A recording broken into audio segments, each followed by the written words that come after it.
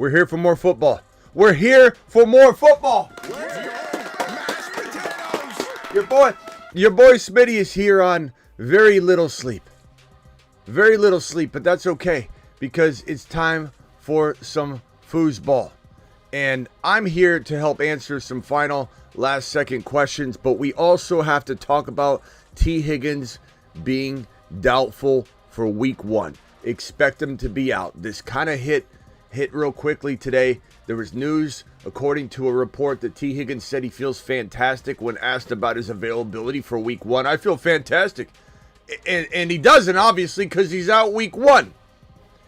Justin Fields likely expected to start week number 1 because Russell Wilson's still struggling with that calf injury that won't go away. So we have 2 huge pieces of news to talk about: the impact to your entire fantasy football team and what it could mean. It could trickle down.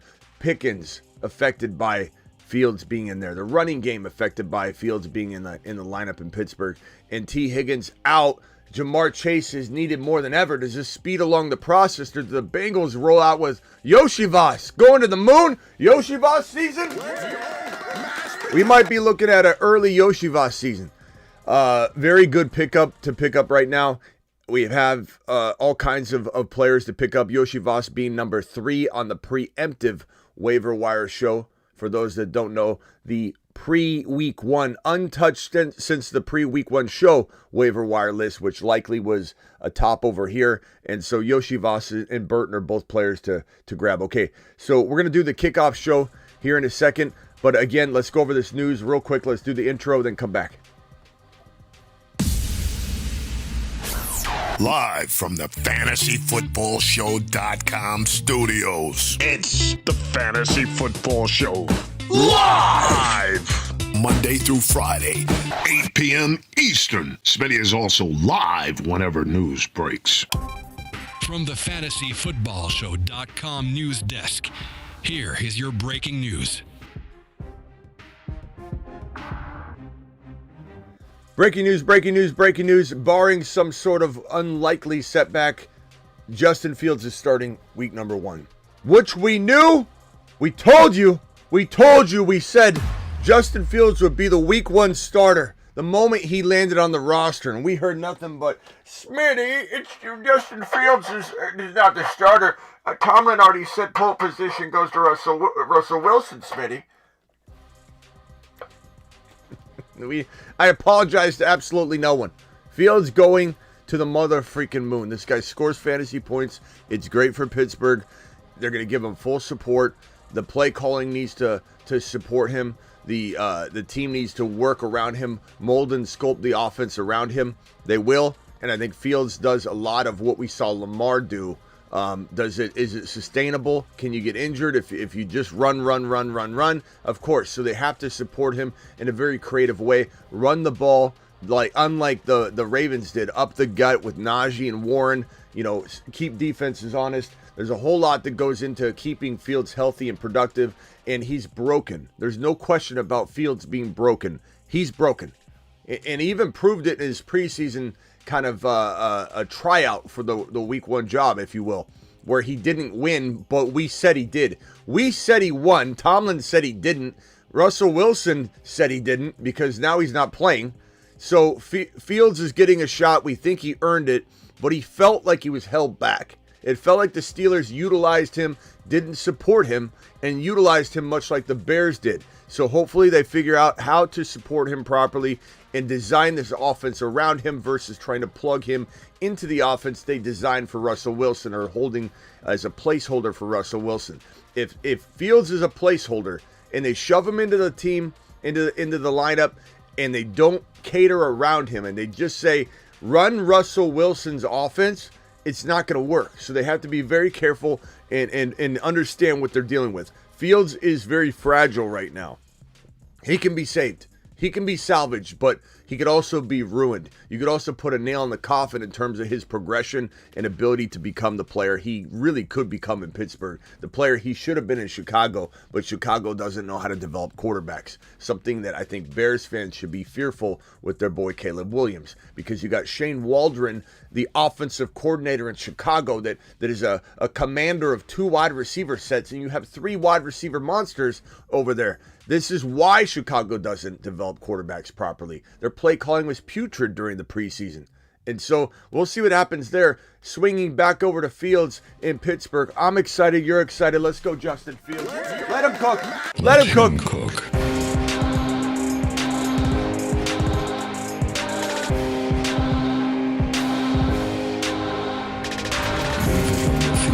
Just in time. Fields of dreams. Feels like making love. Outstanding in his fields. Fields so good. Fields General. My field's good. Uneven playing fields. Battlefields tested. Fields. Fields. He's for reals. So Fields news, that's great news. Great news for everybody. This is a guy that can throw downfield. This is a guy that can run. I know people think he can't read defenses and that he can't throw downfield, but we think we're going to have all of those doubts proven wrong if he's cultivated right and supported right. We'll see if that happens. T. Higgins, doubtful, very much expected to be out in this game. And we don't know what in the hell we're supposed to do with this wide receiver room. And are the Bengals picking up the phone and saying, Jamar, I'm sorry, pal. Why don't you come in for a quick little meeting today? And we'll get you out on the field, because I know a guy that needs to have at least one of T. Higgins and Jamar Chase. People are getting burrowed left and right, and people are going to remember it. Get burrowed. No one's getting burrowed if he doesn't have at least one of his 2 wide receivers. This is the worst possible scenario for Joseph Cigar Smoking Burrow. This guy can't have a good start to an NFL and fantasy football season if he could, for the life of him. Slow starting Joe Burrow. It's unfortunate. It's not even his fault. And now here he is being handed essentially Yoshivas, a rookie, and Burton.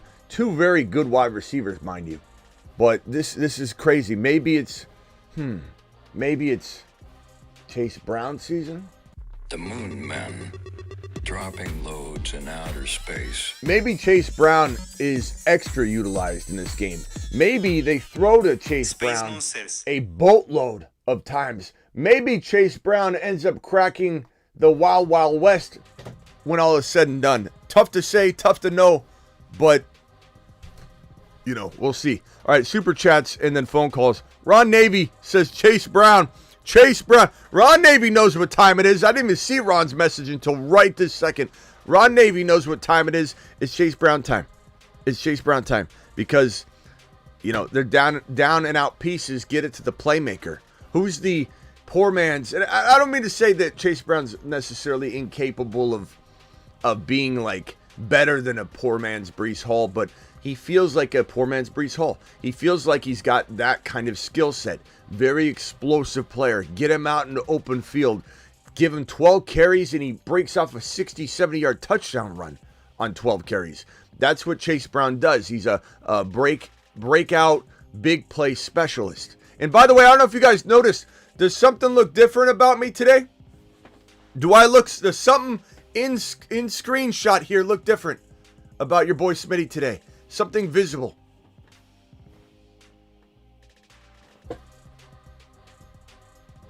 $27K. $27K. We did it. We did it. Get the meatloaf ready. We did it. We're doing it live. $27K in the books. 27,025 subscribers, dare I say. And by the time this show's over, maybe we got 27.1K. So 75 of you punch that subscribe button, slap it, and subscribe if you're new, and hit the thumb up button on the way in the door. We've got 350 people in here and only 39 thumbs up. Those are very rookie numbers. Can we pump those numbers up and let's slap that subscribe button? Chase Brown to the mother freaking moon. Ron Navy, appreciate you.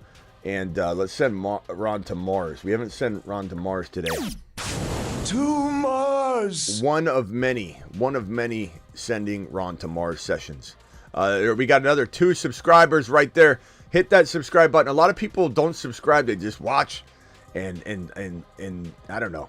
It's strange. All right, here we go. So, super chat right here from G-Men says start Pickens or Coleman. I'm gonna go Pickens, but it's close. You drafted Pickens to be your starter. Coleman didn't get drafted in that territory, but Coleman should be considered as your flex. But if you're so strong at wide receiver that Pickens is your flex, then it is what it is. What do we do with Andrews? Likely isn't available. You can trade him, and you're not going to be able to trade him 1-for-1. No one wants that risk. But if you package it in a 2-for-1 and you say something like, hey, I'll give you Mixon and Andrews. I see you don't have a tight end, and you have somebody you believe in. You have Goddard or you have Luke Musgrave going tonight. Might want to grab him. He's on the waiver wire, the preemptive waiver wire show. That this was not touched or edited. This is the pre-waiver wire show. Musgrave's number 2. I told you likely he was the top guy to grab before week 1 kicked off. How'd that work out? Pretty good, didn't it? Sinnott, we love Sinnott. Sanders and Okonkwo were interesting, but Musgrave is the next guy up. So make sure he's not available. But I guess the answer would be, like, if I go to somebody and say, hey, I'll give you Mixon.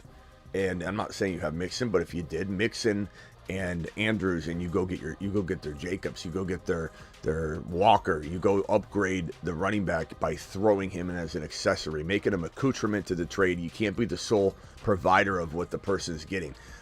So that's my advice to you, is to make a really messy, crazy looking trade and send it to somebody and try and see if you can, slip one past them.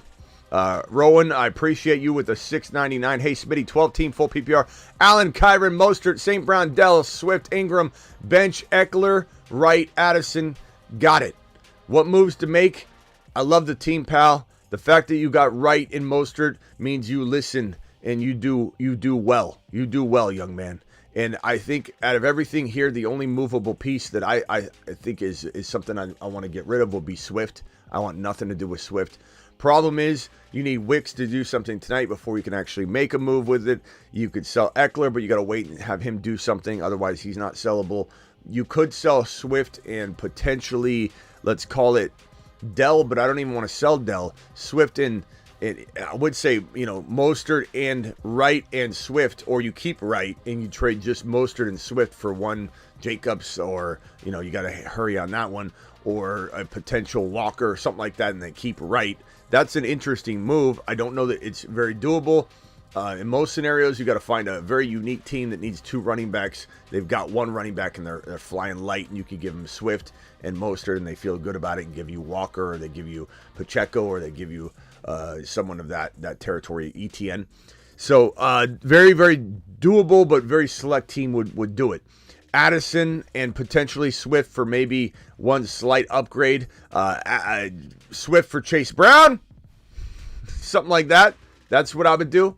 Appreciate you. $20 hauler from Jay. I owe Ron Navy and Jay a $20 money cannon celebration.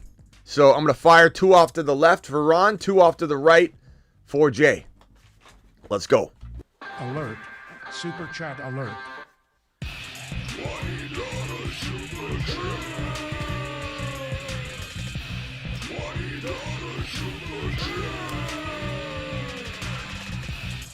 Alert.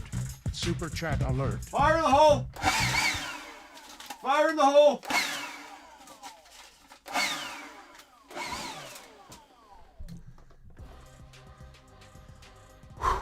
Jay, appreciate you. Smitty doesn't miss. Worthy, likely, Fields. More to come. Subscribe now. If that ain't the best commercial I've ever seen. Ready? Here we go. Let's run that back and let's ready. Film it. Let's do a one-take Willie. Ready? Go. Jay says Smitty doesn't miss. Worthy, likely, Fields. Many more to come. Subscribe now. Let him cook. I do miss. But thanks, Jay. But we're doing pretty well today. We're doing pretty well as of, one game in. We're hitting some doozies. Ashton, appreciate you dropping that. You know what I love is people come into the comments, so many haters, and they're like, Smitty, You hadn't said anything about likely. Well, we did have a tight end ranking show. We did have a preemptive waiver wire show where we put likely at the top of that. And there's still people come in and hate. People still come in and have to hate. It's fine. I don't care. It doesn't bother me. It's just weird. It's weird. Rate the team. 10-team full PPR. AR5, Bijan, Acham, Puka, Olave, McBride, Rice. Hey, have I told you lately that Rice loves you?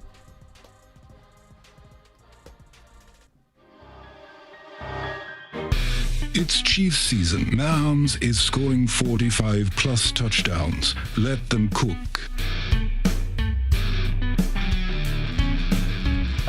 Thanks, Arthur. Arthur says, love the content. Just subscribe. Thank you, Arthur. We got 3 more subscribers. Let's see if we can get everybody to subscribe that's watching right now. So 324 to 400 in and out. Let's get everybody to subscribe. Let's get this 27.0K to 27.1K by the end of the night. Let's grow 100 subscribers on this live stream. Got underdog picks for tonight? Absolutely do. Here are the underdog picks for tonight. I really like these. These are kind of, they always seem like locks. I know that you can't hit them all. And let me preface, somebody in the chat the other day was like, Smitty didn't hit all the picks and I put a lot of money down and I'm not responsible for that. You know, like I can tell you the picks I like and you kind of want to mix and match. You don't necessarily always play all of them and you might grab the wrong couple picks or whatever. But these picks on Underdog Fantasy, promo code Smitty, where you can click the link in the live chat that I've pinned. The link's in the description of the video. But there's nothing more fun than playing mid-season stuff like week 1 pick'ems, week 1 best ball draft that has just, week 1 involved. I love it. It's fantastic. And these hires, I don't do a lot of lowers lately. I need to start looking into some more lowers. I get excited about the hires. And this Dontavian Wicks, 28.5 yards. If I had to identify one that feels like the easiest one, I would say it's probably that one and the Jacobs 63 yards. Jacobs 63 higher and Wicks 28.5 higher. They just seem like almost near locks to me. Nothing's a lock.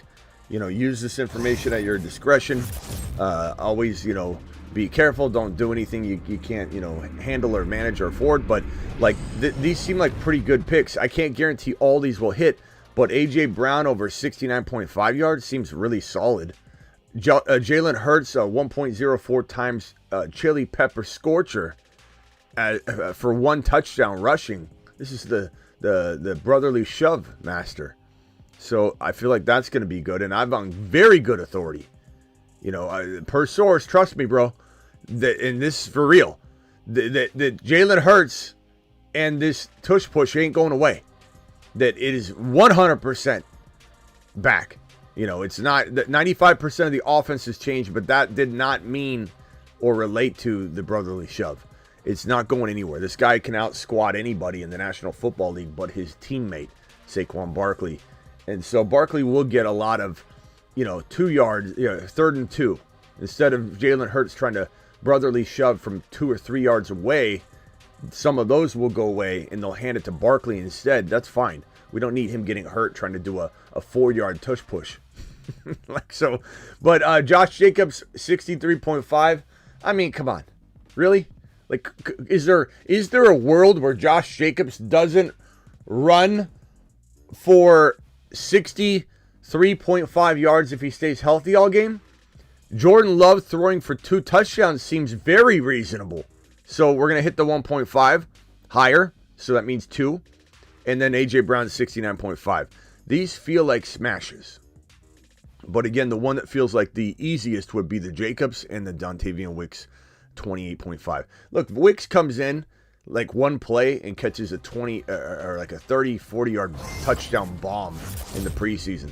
Like, so that if that doesn't tell you how involved he's going to be.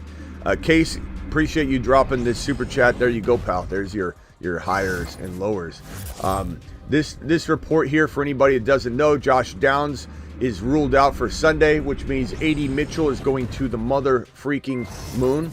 And if you didn't know, oh gee, I mean, look, can I just say something? I'm not trying to give myself a cookie or pat myself on the back, but son of a B, top week 1 preemptive waiver wire show. The top quarterback is Fields, and he wasn't starting. Looky here, reindeer. The top tight end pickup. Do not walk into week 1. Don't let week 1 start without getting Isaiah Likely. And let me play this for you, this clip, and just so you hear exactly what we said. Let me see if I can put it on the screen here. But this is what we said. This is what was said when this went down. If I could find the clip here. I think it's right here.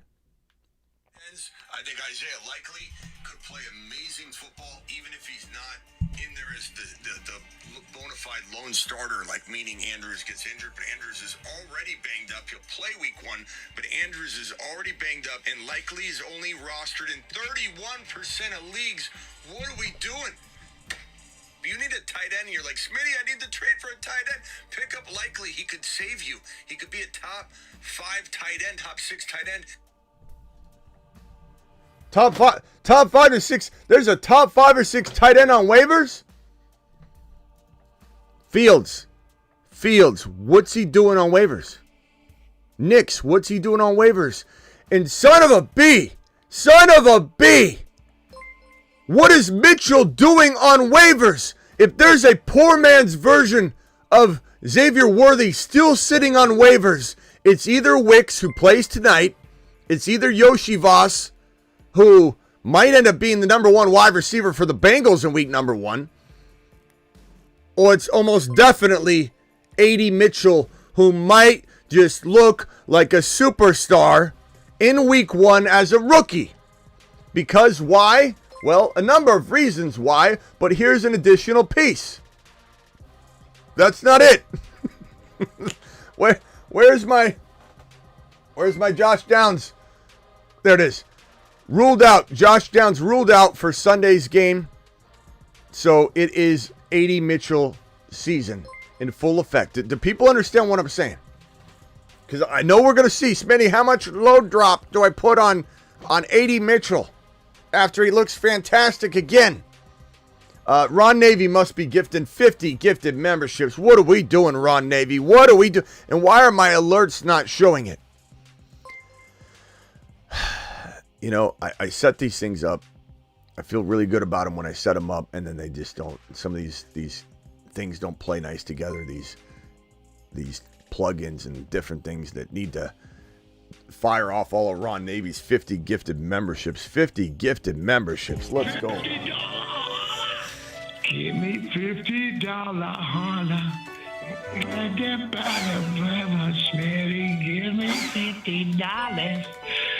Oh, yeah. Want it. Thank you, Ron Navy, for dropping 50 gifted memberships. Son of a B. All right, so here we go. Rate the team 10-man, full PPR, 1 flex, AR5, Bijan, Achane, Puka, Olave, McBride, Rice, bench players, Najee, Warren, Zach Moss, Ridley. Like the squad a lot. It's really solid. Not much to really maneuver unless you're going to try and upgrade AR5 into a Hurts, a Josh Allen, or even a Mahomes. If it's me, I'm probably trying to trade Ridley. Keep Najee and Warren, unless you're going to take Najee and Warren and try and upgrade, let's say, I mean, you could try and upgrade Olave into hell, bro, maybe you should go after Jamar Chase. Send Olave and Najee for Jamar Chase. Keep Warren. Olave and Najee. And Najee or Ridley and Najee. Ridley, Najee, and Warren. Keep Olave for Jamar Chase. I think I'm doing that because if he's not playing this week, this guy's panicked. And you can afford to do it, especially if you trade the bench players only, and then you keep Jamar on the bench and he doesn't play, and then all of a sudden you're not missing a beat because Olave's still in there. That's probably the best move you could possibly make, my guy. That would be fantastic. This is Kirkwood. Oh no, that's got any picks? Thank you for the super chat, pal. Appreciate you. And then I think let's see here. 10 team full PPR. Then we got Kirkwood with a $20 hauler. Kirkwood, I'm going to give you a Mars shot right now, pal. I'll give you a Mars. Let me give you a gauntlet of them. Moon. To the moon. Mars. To Mars. And Saturn. Saturn. All for you, pal. 10-team super flex, 4 bench spots. Mahomes, Debo, Kyron, Bowers, Tank Dell, Jacobs. Let's go Jacobs. AR5 benches. Devontae Smith, I assume that is. Devontae Smith, Mostert, JSN. Mostert again. 2 copies of Mostert. And let's see, another copy of Devontae Smith. Oh, no. Oh, this is just a Mostert, Devontae Smith for Puka and other targets. I'm going to say no. I'm going to say I'd rather have Mostert and Devontae Smith, pal. I don't think I'm doing that. I like Puka a lot. I do, but I think we might be overvaluing Puka a touch. And dare I say I want Cooper Kupp in some ways more because the cost of entry is lower, and I think the upside's maybe just as good. So maybe I'm using, I don't know. I'm definitely keeping Mahomes. Don't listen to anybody. Mahomes is the best buy low. It's absolutely wild. People, I can't tell you how many messages I've gotten today that say, hey, what are we doing with Mahomes? I'm like, stop. That's one of the worst ways to approach that, too. You're literally telling me you don't even watch the games. You're like, hey, what are we doing with Mahomes? What do we, hey, bring it in, Smitty. What are we doing with Mahomes? Do you know what we're doing with Mahomes? Have we figured that out yet? Have you done the show yet on what do we do with Mahomes? Christian Watson looks healthy. He's smiling. I'm excited tonight about Christian Watson. I hope everything we said last year comes true. I really do. I'm so rooting for him. There's a lot of questions tonight where people are like, do I start Christian Watson or do I go with, T. Higgins if he's playing? And T. Higgins isn't playing now. Like, these are tough questions, and a lot of the time we can't say Watson yet, but we're rooting for it, and we're hoping that Watson becomes this player tonight that we've been waiting for him to become. I've got a trade offer.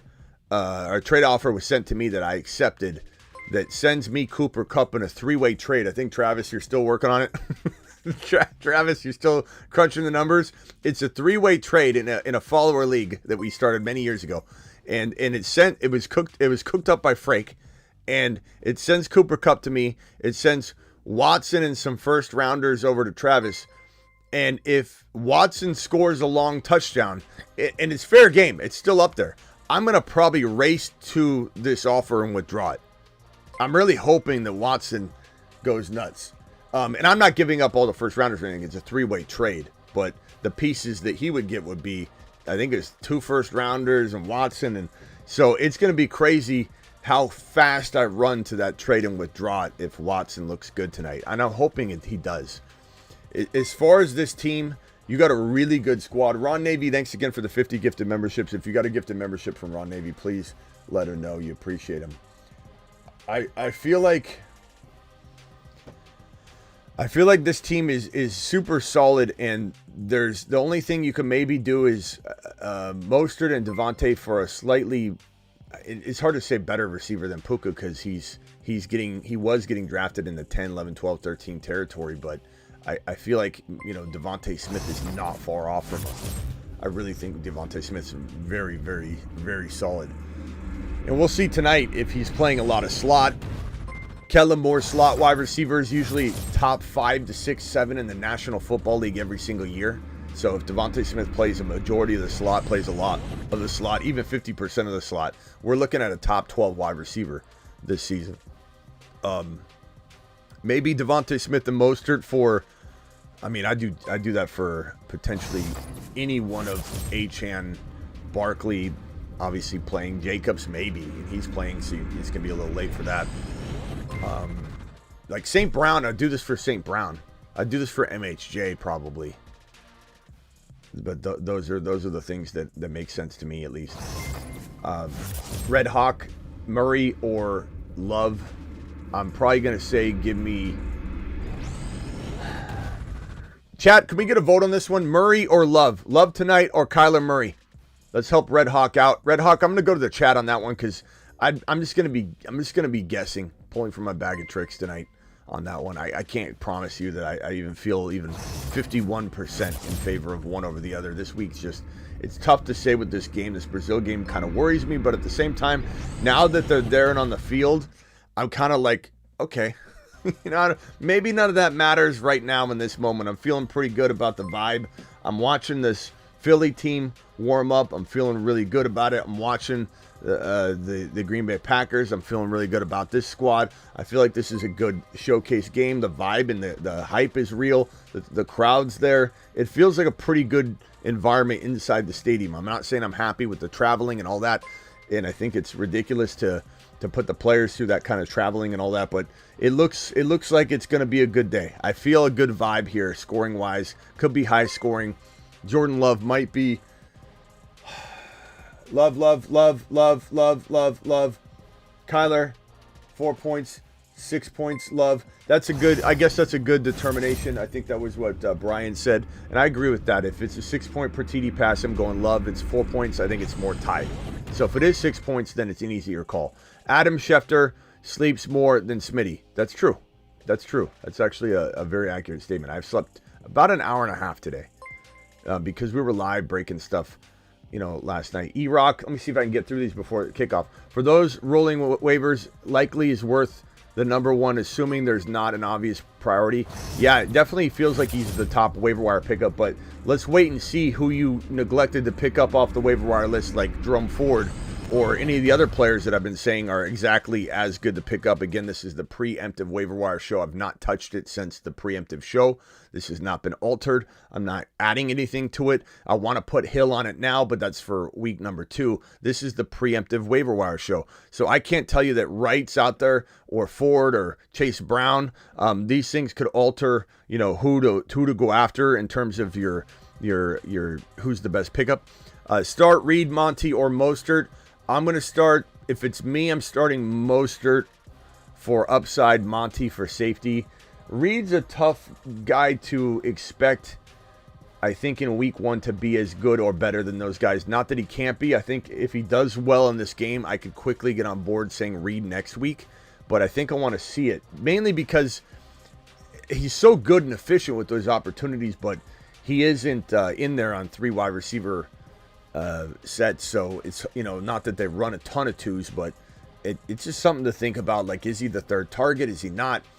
Drop Bucky Irving to pick up Fields, start over JD5. I don't think I'm starting him over JD5, but I definitely pick him up. I think Fields, don't get overly excited about it like that. I think JD5, if JD5 was not named the starter until today, you'd be like, starting JD5, he's starting. It's all about the hype and buzz. You're riding the wave. But don't bench JD5. Jaguars, Madden Gaming, appreciate you. 12-team PPR guy dropped Addison, picked him up, and dropped Brandon Cooks for bench. Yeah, I'm fine with that. I think that's okay. I don't mind that. That's actually pretty solid. Yeah. I don't mind that at all. I get why you did it. I might have just messed up and unchecked somebody. Let's see here. Thomas. Is this the one maybe I accidentally start Reed, Monty? No, that one I already answered. Maybe this is the one I accidentally just closed. Possibly. I don't know if you saw this, but got offered Mahomes and Kyren for Brees and Love. I would take Mahomes and Kyren and run. Wow. Weak areas to fix. You've got Mahomes. That's obviously, he's my number 1 quarterback. Don't listen to the ridiculous, anti-hype train right now. Bijan, Achane, Mostert, Dell Metcalf, Devontae Smith, Laporta, Puka, Hollywood, Walker. There's nothing. This is amazing. There's nothing you could consolidate. Maybe Metcalf and, I don't know, Metcalf and Walker for Gibbs or something, if you wanted to go that route, if you could even use him. I don't know what your lineup requirements are. Maybe I would see if Wright's out there. Don't let Wright sit out there. That's our one of our top waiver wire. Him and Ford. If I was going to change this at all, I'd put Wright and Ford side by side, but I don't want to alter it. Or I might even put Wright, Ford, and Chase Brown side by side. But I'm not changing this preemptive waiver wire show. But Wright needs to be picked up because you got Mostert and Achane. I don't know who you would drop if this is all you have. You should have been able to put Hollywood on IR, but definitely not leaving Wright out there. You could even drop your kicker and buy you some time to make some trades and pick up Wright, but make sure you get Wright. But this is a good team. I think I let this team ride into the week 1 fully and see what's what. You got Devontae Smith about to play. You can't do anything there. Laporta is the best tight end in football. Dell, I don't want you trading. Metcalf, I love Mostert. I really, really like. Even with HN in the lineup, I'm starting Mostert as well. I think that's fantastic. I'm going to say there's no weak spots. I think you come out of week 1 and we see what value you have, and then we play it by ear and see if we can maybe, couple things together and buy low on somebody that slumped. Kirk or Jaden Reed. Jaden Reed, you mean? I'd take Jaden Reed, but that's close. It could go either way. It really could. Drop Caleb for Fields. I would say I don't. The reason I'd say maybe not. I want to say if I knew that Fields was starting all year long, the answer would be absolutely yes. Because I think Fields can score top 5 numbers. But I think for safety, if this is something that you can't afford to miss on, where you need a starter every week, they're not taking Caleb out of the lineup. So it's definitely a safer play to roll with Caleb, but it's higher upside to roll with. Thank you, Madden, for dropping this one. Mahmood coming in with a 10 wad. Mahmood, appreciate you. To the moon. God, I'm so excited to watch tonight is Barkley and Jacobs, the 2 running backs. I think we're going to get a heavy dose of RB running tonight. So it's going to be an exciting day. And Barkley, whatever Barkley's rushing yards are, I like the over on that. Rate my team. In fact, let me go on to Underdog real quick. Let me do I'm going to do something massive on the running back hires.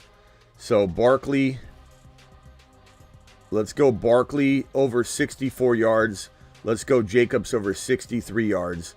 And if I put $100 on that, I got to make 3 picks.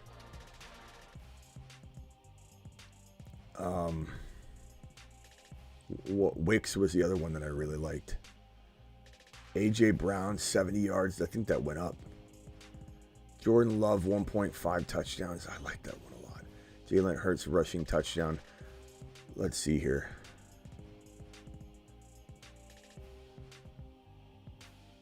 Jaden Reed. Watson, 40 yards. Kind of feel like that one's a lock too.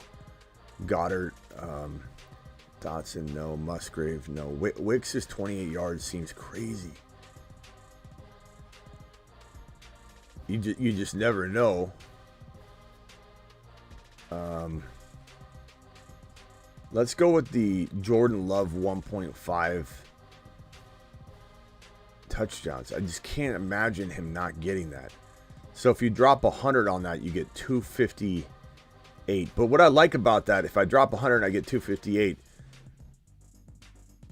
I can get 2 correct, and you still get your money back, essentially. I'm going to do that. I'll show you guys the contest here. Pick 3.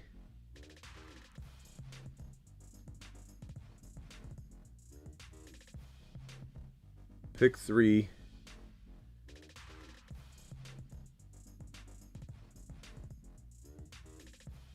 Boom. $100 pays $258, and you get your money back if it doesn't. So I'm gonna try that one, because I do a lot of these like complex, 7 picks, 8 picks, whatever, and I don't do enough like 2 or 3, or you gotta do 3. I don't do enough 3 pick contests on Underdog, because I get greedy and I want the 20, 80, 100 multipliers, right? But I need to start being smarter with it too, and I think that's good advice for everybody else watching that's getting into it. Because, sometimes it's okay to get a little bit over double or triple your money back versus trying to hit this like massive, 8-player contest. So this one I just dropped 100 on it, and $100 pays $258 if I get 3 of them right. And the nice part about it is I can get 1 wrong and still get my money back, essentially. So I think that's a pretty good lock. I mean, Barkley and Jacobs higher on those rushing seems easy, like cakewalk. And Jordan Love seems pretty cakewalk too, although Mahomes had 1 touchdown pass last night. So it's certainly possible that, Jordan Love has that kind of thing. But I think he's going to have a big day. I think this is a really good one. Mahmoud, appreciate you. This is going to be my lock contest of the week right here. This 3-player contest. You can tail it if you want and jump on board. Mahmoud, appreciate you. Rate my 1 team, 1 QB.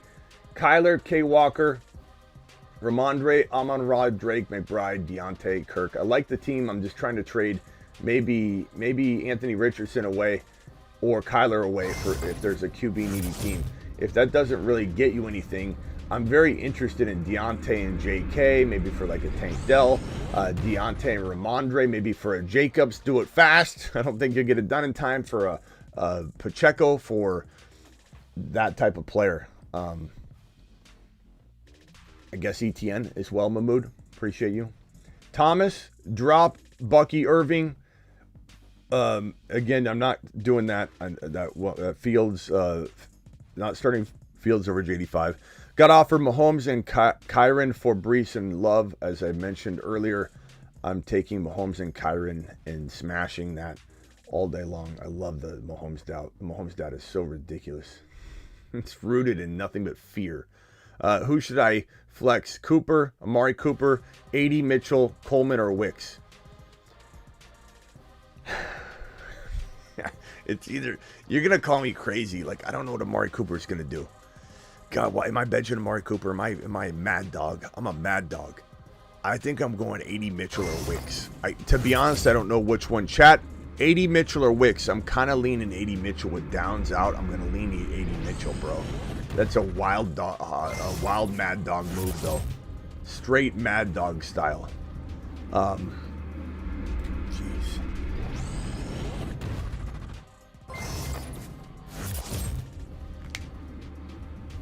Who's dropping super chats here? Hurts, Fields, Pacheco, Jacobs, Kamara, Hubbard, Cup, Rice, Reed. Love the Reed. Seeing the Reed on the lineup. Laporta, likely. You listened. Likely and maybe, because you can afford to do it. Likely and maybe trade Kamara or Pacheco for an upgrade into like Gibbs, something like that. Love the team. Love the team. Don't know that you can upgrade much. Maybe Reed if he has a great day. You're trading Reed away with maybe Likely if that person needs a tight end. Maybe Fields if they need a QB. Kamara and Likely together. Reed and Likely together. Reed and Kamara together for maybe a Walker or a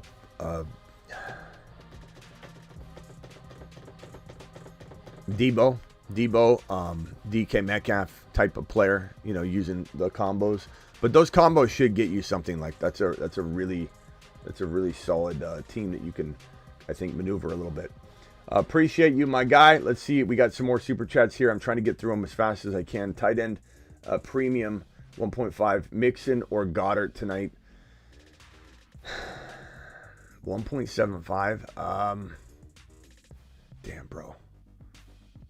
I guess I go. Chad, are we thinking Goddard? And a 1.75. I guess Goddard. It's a very, very tough call, Jolts. That's one that's going to burn you like 4 or 5 times out of 10. It's just, that's a tough one. That's a definition of 50-50 because it's 1.75. I go 1.75 Goddard, I think. I don't believe in Mixon. Lockett, Wicks, Yoshi Voss, kind of liking Yoshi. I do too, but I probably go Wicks tonight, Thomas. Because we don't fully know what the hell is going on. He's a third wide receiver. Rate 10-man, QB Richardson, running backs Bijan, ETN, Connor, Corum. It's a good team. Good team. VSAN, I like it. It's solid. Bijan, ETN is really good. AR5, we love AR5. DK, Devonta Smith. I think Pittman maybe and Connor together for one monster. Who do you drop for right? I would say probably Polk or Palmer. I guess go with Palmer because we don't know what his role is. I just don't trust that offense really at all. Traded CMC and Mason for HN and Jacobs. Wow, that's a smash. That team's phenomenal. CMC and Mason for HN and Jacobs. Wow, Jacobs is gonna ball for you tonight, bro. Just absolute straight baller move right there. Your team's 8.0 probably minimum now because of that move.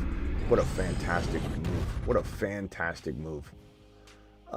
This one here from Sammy, start to flex McConkey, Gus, Addison, Dobbs, Warren. I'm probably going to go Warren and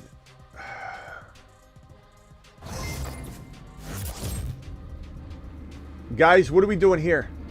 Dobbs, Addison, Gus, Bus, McConkey, Warren. I think Warren and let me just check a couple things real quick. What's Dobbs looking like?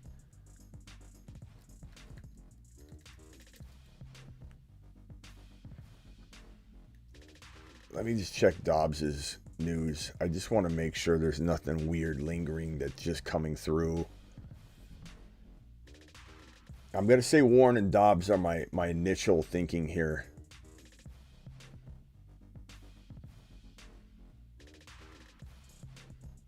I don't know that we even have much information at all on that. Let me see what's being reported. I know Shefty just reported something, and I thought I saw an update, but I didn't see anything negative. So Packers and actives for tonight. You know, Dobbs isn't on it. I'm going to assume Dobbs is good. I'm going to go Warren and Dobbs. I'll admit though that I don't love the options, to be honest with you, Sammy, but I think those are the right calls. And the chat has probably given their opinion too. Higgins out, flex Watson, Coleman, or McCaffrey. I'm going to go Watson for now. He looks healthy. He's on the field. I'm excited about it, but I hope Coleman changes that and proves worthy of being the guy you just go with every week, but I'll probably go with Watson. PPR reader neighbors. Neighbors, probably, but chat, do you want to weigh on that? Reader neighbors, can we get a vote on that one? That's a very, very tough call. Benzel, appreciate you.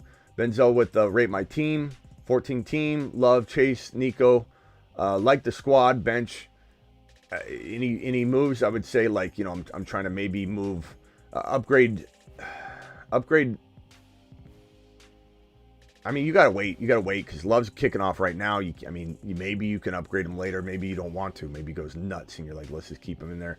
Sutton, I don't love Sutton in there, so Sutton's somebody I'm trying to upgrade. You know, Ford's going to gain value here, but then what do you do at RB? This is pretty thin team. Chase, Collins, Mostert, Ford. You kind of have to wait. You have no flexibility with your running stable. You gotta let the week play out before you can do a single thing. It's a solid like foundation with some of those guys, but it's definitely a little bit weak around the edges. So you gotta wait it out. Really thin teams don't have the luxury of trading, you know, much. We're getting closer, ladies and gentlemen. It's football time. It's football time. To Mars. It's football time. $4.99, 12-man, 2-keeper. Richardson, Dak, Bijan, Achane, Najee, Rico, Chuba, Chase Brown, Puka, Dell, DK, Brandon Cooks. Like the team. Now, unless I'm taking Najee and upgrading, I'm using, I don't know, Chase Brown or something, or whatever, Rico Dowdle. I'm trading Rico Dowdle, and I'm trying to upgrade Dak. Rico Dowdle, and maybe Chase Brown, but definitely Najee. I'd probably hold Chase Brown. Najee and Rico, one of the two or both to upgrade Dak. Go after Mahomes. You get Mahomes on this team, it goes to an 8.3 immediately from a 7-something. So there's your move. That's the easiest move I've recommended all night long, and the Mahomes owner might be petrified. Kelsey's out there. The Kelsey brothers. Start one, sit one, cut one. Probably gonna start. Bro, this is Banto. This is ridiculous. There's no answer here. There's no way to answer this. I'd probably say I'm starting. You can't cut one of these guys. You cut your kicker. I'm not telling you. Cut your kicker. Make a kicker move later. Try and do a 2-for-1 trade. As far as who I'm going to start, I guess I go Christian Watson if I want to go balls to the wall. But J-Mo might be the steady Eddie safe play. Reed's kind of the similar approach. But I'm not going to tell you to cut one of those guys. You need to make a trade. And if that means you cut your kicker and then buy yourself some time, you got to do that. Algier Benson and Braylon Allen, drop one. Probably, I guess I'm dropping Algier, if I'm not like super worried about, the Bijan situation, and the reason you'd be worried is if you don't have a lot of depth and you need to lock that down. But I kind of like those other players better, and I'm not really worried about the cuffing part of it. Higgins down, Jaden Reed or JSN. I'm going to go Jaden Reed probably.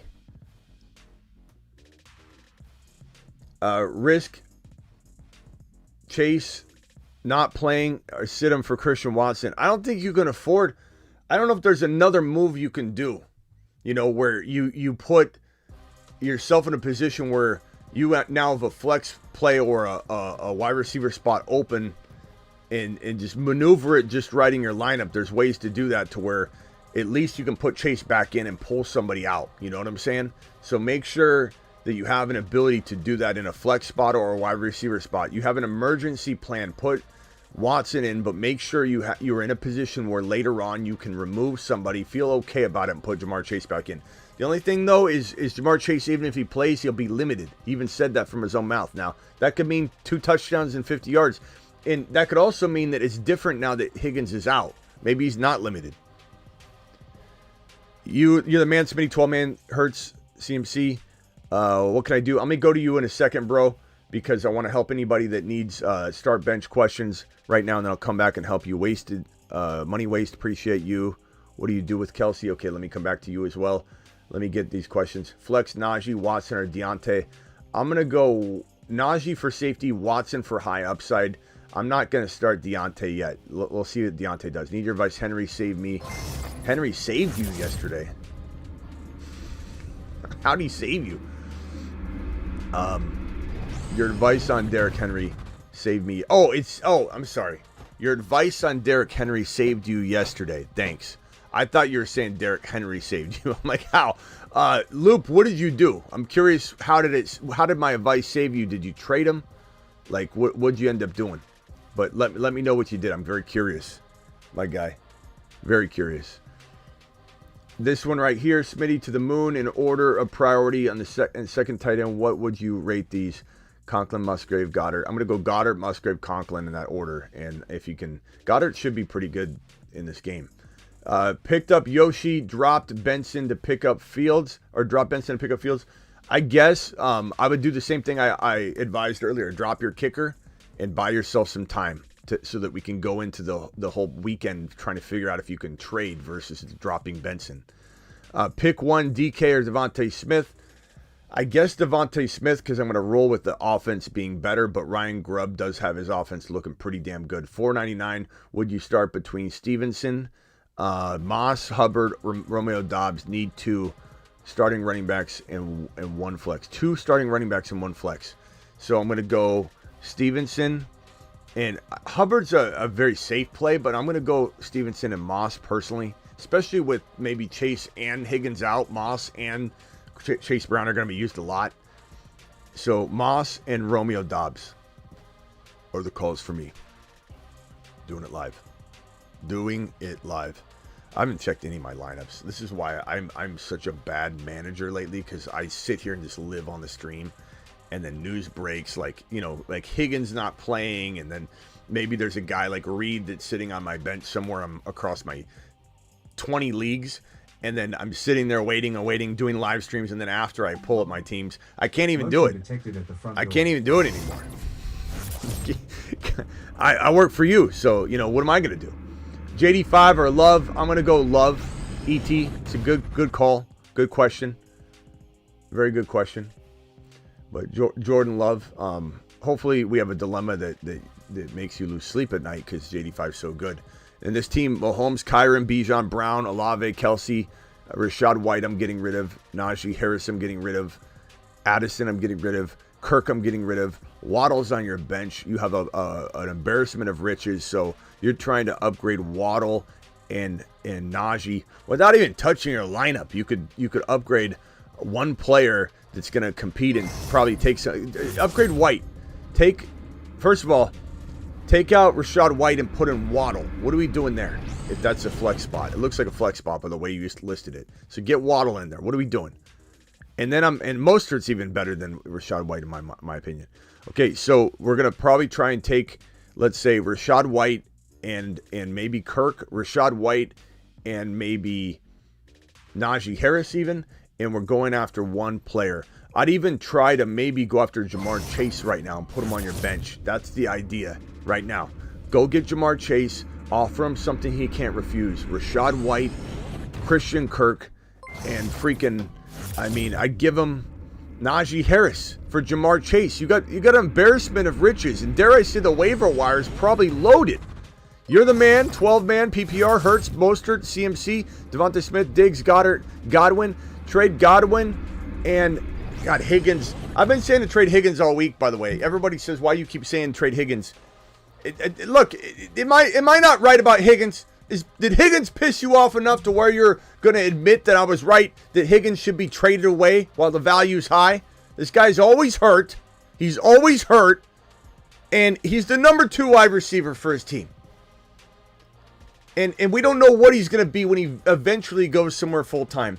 Everybody ripping me over and over about why you keep trying to tell everybody to trade Higgins. Why are you trying to trade Higgins? Higgins. So get rid of Higgins and Godwin. Higgins, Godwin, and Diggs. 2 of those guys for one player. Swift. There you go. Swift. I didn't see that. Swift and Higgins for one player. That doesn't even touch your lineup. Swift and Higgins. Trading Higgins is going to be hard right now, though. How about Diggs and Swift for Jamar Chase? How about Godwin, Diggs, and Swift for Jamar Chase? Or MHJ or, another player. All those are doable. Ski, appreciate you with the $9.99. Says, what do you think of my 12-man team? All right, let me set that right here because it's not a start bench question, and I'll come to it as soon as I get through these start bench ones, which will be fast. I sent Stevenson and Caleb for Jacobs. I would have done that too. I hope you get it. Let us know. This one right here from 808. Any others? Let me look at that after as well. We're almost through all these start bench super chats though. I dropped a kicker already for Yoshi Voss. I want to man up and take a lap for my doubt. Wasted my 3rd round pick on Mahomes was me. Nothing but love for you, Smitty. All right, James. I'm glad you're coming around. James did say, glad I wasted my 3rd round pick on Mahomes. And in the comments, I'm like, you're probably the guy that messaged me saying in week 5 you wasted your 3rd round pick on Gibbs last year. And then in week 7 he became an absolute monster. So just be patient with Mahomes. He's got an amazing talent, guy. He's got so many weapons. If anybody watched Mahomes last night and thought anything other than, oh my God, his weaponry is amazing, he's going to absolutely explode this year, then I don't know how to explain anything to anybody, I guess. Yoshi Voss. I like Yoshi Voss a lot. I don't know what we're doing there, James, but I think Yoshi Voss is pretty good. Start Ferguson against the Browns or Goddard. I probably go Goddard tonight. I like Fergie, though, but, Cleveland's a good D. I gave a few trade scenarios that included a range off of players such as Stevenson, Dell, and Devontae Smith, Caleb for Henry. You said no. Okay. Yeah, that's good. Henry definitely isn't a guy I'm trying to acquire right now. I'm trying to get rid of him. So thank you for that super chat and explanation. 10-man league, full PPR, JD5 Hall, Gibbs, MHJ, Cup, H&N, Dell. We're looking good there. This is a good squad. I think Ford gained some value for you. Kyler want to upgrade, trying Mahomes. Mahomes for sure. Mahomes is a huge upgrade. Stroud is kind of undervalued walking into week 1, and I don't know that he will be. So if I'm you, I'm trying to get Stroud, but first and foremost, I'm trying to get Mahomes. And I think Kyler, maybe Kyler has a great game. You don't have to necessarily do this before week 1 fully kicks off because Mahomes has already played, right? So maybe Kyler goes out and does really well, and you end up able to get this done in a cheaper way than you think. But some of these guys got to do well and do damage. Ford, Wright. I don't want you getting rid of Wright necessarily, but you got H-hand. But Waddle, maybe Waddle could be traded.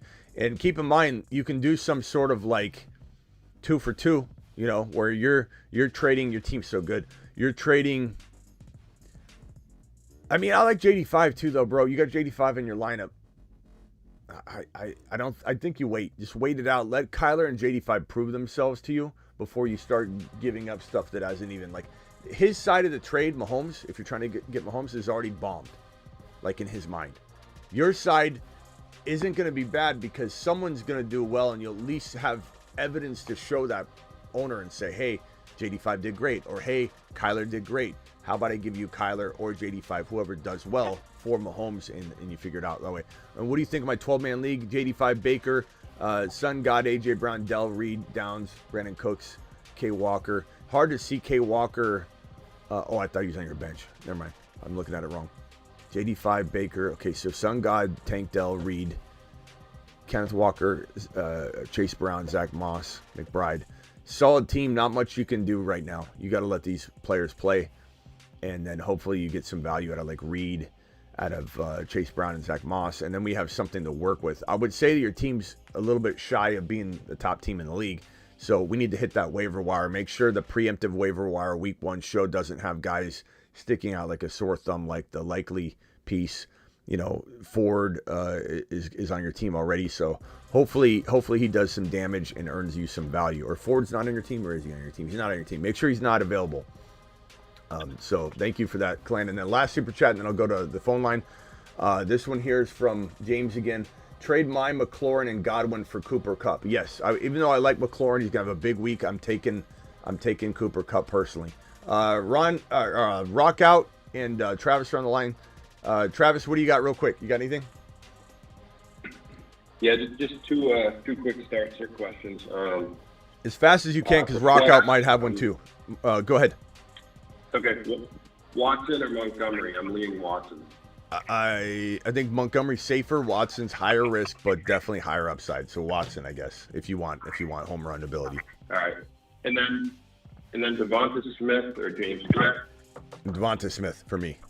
And Rock out. Did you have a quick one? Okay. Yeah. Am I playing Love over JD5? I think so.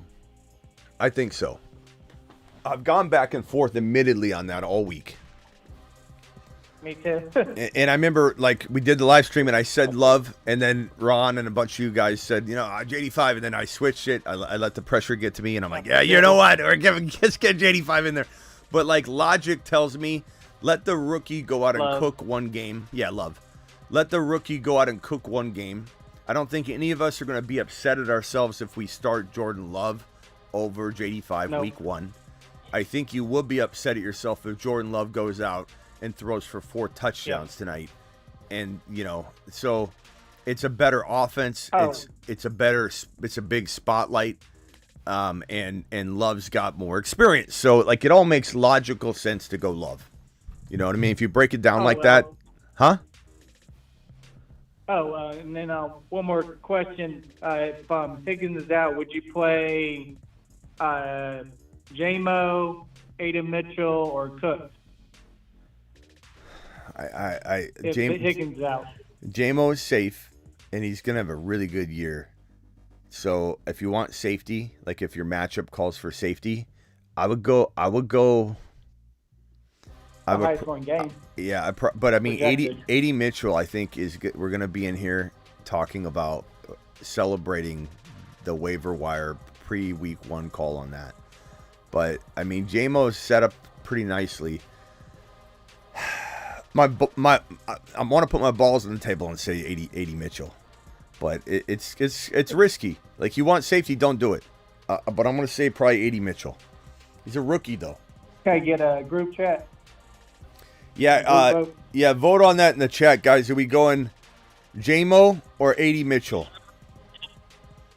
The thing I love about 80 Mitchell is watching 80 Mitchell just navigate the entire field. They got him running so many different routes. He's pretty advanced for a rookie, and he's pretty, you could say, embedded in that offense. And I'm pretty excited about what I've seen out of him so far. They're using him in a ton of different ways. He's very dynamic. He's very shifty. He's very much got the feel of like the Worthy experiment but over in Indy, Shane Steichen's an absolute mastermind. And I think his speed and his ability to dominate across the middle, A.D. Mitchell for a rookie, is gonna be a safety net for Anthony Richardson, who's gonna look for him on those routes a lot. I think, because I really do believe A.D. Mitchell is gonna be the key to making AR5 look better than he did, in the preseason and in scrimmages and such. I think they need to really, really make sure they have the whole route tree covered so that this guy isn't predictable. And they're like, let's just cover this. What? Yeah. Oh, I think your phone was. All right, hold on. I want to say it. Ron Navy, you're live. What's up, Smitty?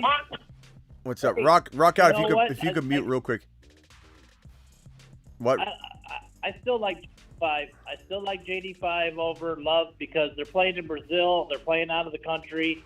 I don't trust any games played out of the country. They could go. It's just weird. It is, but There's weird games when it is. But looking at it now, Ron, they look like they're all dialed in. Man, I don't know. I think the traveling does suck. But let me real quickly. Let me give you my counterpoint real quick, just for anybody watching that's wavering. This is week 1. I'd have more of a concern if they're coming off a short week, and then I'd have more concern about going in, you know what I mean? But the fact that this is week 1, everybody's already refreshed, ready to go. I don't think this Brazil game is going to affect these two teams. I think it is a bad thing in general, but the travel, the jet lag, but this is week 1. No one's got any wear and tear yet. It's everybody's starting from the same place, you know what I mean? I think that's why I don't care about this particular game with these players. I still think that JD5 is the way to go because we already know he can pass the ball, and he's a better runner than Love. And I love him if both. he gets any pressure, he can break one out for a long one. So I think fantasy-wise, JD5 ends up better than Love. Could be. It could be the same. It could be even. And then I think, Watson, we don't know. I mean, he hasn't proven that he can stay healthy. And the fact that Gibbs has been a little banged up, they might hold back on Gibbs, and Monte might get a lot of use this week, in week 1. That's what I'm worried about, Ron. Ron, that touches on my issue. I have Gibbs and Monty, and I'm torn on, do I just play Gibbs and Monty, or do I throw Watson in there? So let me just make let me make a point really clear though. Like, we're not sitting Gibbs. Just if anybody's listening, no. At all. Like, that's a ridiculous conversation. But in the case of where you've got Gibbs and Monty and you're wanting to hedge your bets in a way, I'm okay with that. I'm okay with putting Monty in there, putting Watson on the bench and hedging your bets and expecting, them to maybe run the hell out of the ball and have them both score rushing touchdowns, have one of them score 2 rushing touchdowns. Maybe there's 3 total touchdowns between the two runners. I'm fine with that. It was a 50-50 call, like, if you want to roll that way.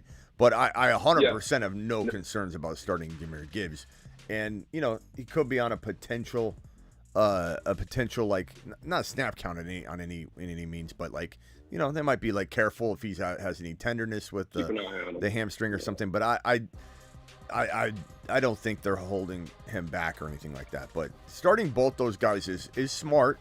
And if let's say Gibbs pulled up limp or something in the middle of the game, you would absolutely be taken care of by Monty, and it probably wash that punch to the gut.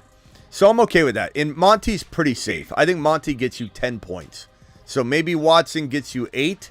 And as I said, Watson's got more risk, so his floor is a lot lower. Monty's got a floor of about 10 points, let's say. But I think Monty probably sits at like a 10 to 15 point scale. Watson's at like 2 points or like 22 points. 20, yeah. Brock, real quick. Brock, do you have a message or a question real quick? Make it snappy. Yeah. Hey, can you hear me? Yeah. Hey, I appreciate all you do. I had a real quick question about Malik Neighbors. In your opinion, I've been struggling with this the entire week. Should I start him or Chris Godwin? Because there's a lot of news about Chris Godwin being back in the slot, taking a lot of receptions kind of like how he was 2-3 years ago, and used properly now, versus Malik Neighbors, who's going to be great, I think, but he's still a rookie, and he does have Daniel Jones passing to him. I don't know why people love to gravitate to this stuff. Like, I get it. Godwin might be better. I get it. And there could be some truth to that. I'm not saying there isn't, but I don't know what it is about. I think it's people trying to find like a piece of gold in a tall field of grass. Like, why are we navigating toward Godwin over a guy you drafted in the 2-3 turn probably, or in the 3rd round, or maybe you got him late. Okay, so you got him in his steal territory. But did you draft Godwin over Neighbors? The answer is no. And did you know about this news before you drafted? The answer is probably yes. If you didn't, the news was out there. It's been out there for months.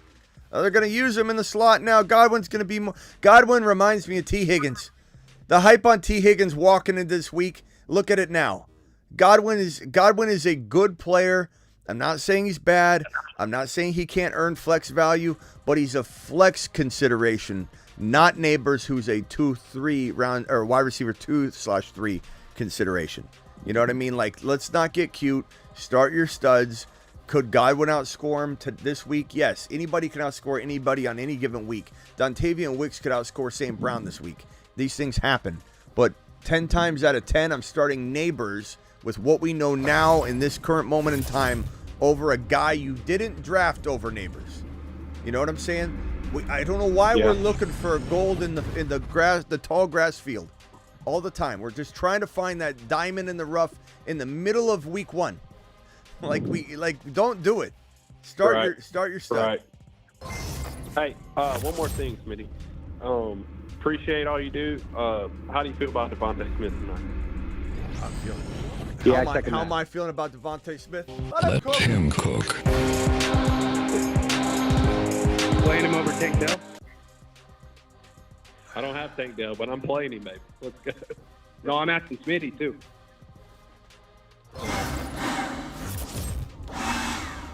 I don't, bro. That's a tough one. I guess I'm going Smith.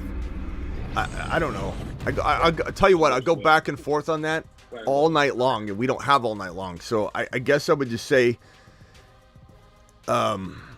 second wide receiver in one of the best offenses in the National Football League versus what people are worried about him being the 2-3.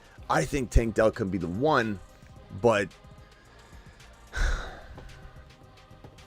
he also could share, it could be a 2B, 2B, 2B.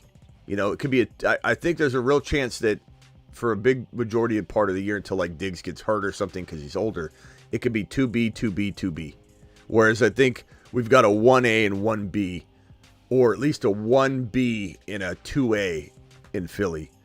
So I'm going to say Smith for now, but I love Tank Dell. And this kind of goes back to where are you drafting Devontae Smith? We need to you're looking for diamonds in the rough, I can tell. That in answer this, I think I got Smith in the fifth. You what? I think it's my dynasty league. Hold on. Let the guy answer that's asking the question. I don't know who's talking. But Brock, what are you saying? I said I'm pretty sure I got Smith in the 5th round, literally. Okay, well you should. I don't know what draft you're drafting in. I thought you just got Neighbors in the 4th round, right? I did. Devontae Smith goes in the 3rd. Devontae Smith goes in the 3rd to 4th round. Dell's been going in 5, 6, and you're continuing to look into the high blades of grass. I'm not saying Dell can outscore me. Again, Dontavian Wicks could outscore all of them tonight.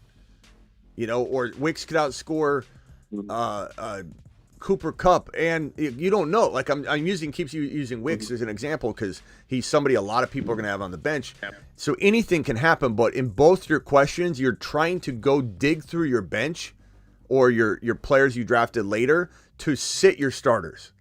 Like you got to make sure you make very sound, calculated decisions, and you're going to be wrong sometimes. And maybe Dell, and I'll be the first person to stand up and cheer and say Dell to the moon and all that because we love Dell. So I'm not gonna. I don't think it's an easy call by any means. I love Tank Dell, and part of me wants to tell you to find a way to get both in your lineup, make a trade. I don't know because I don't want to sit either one.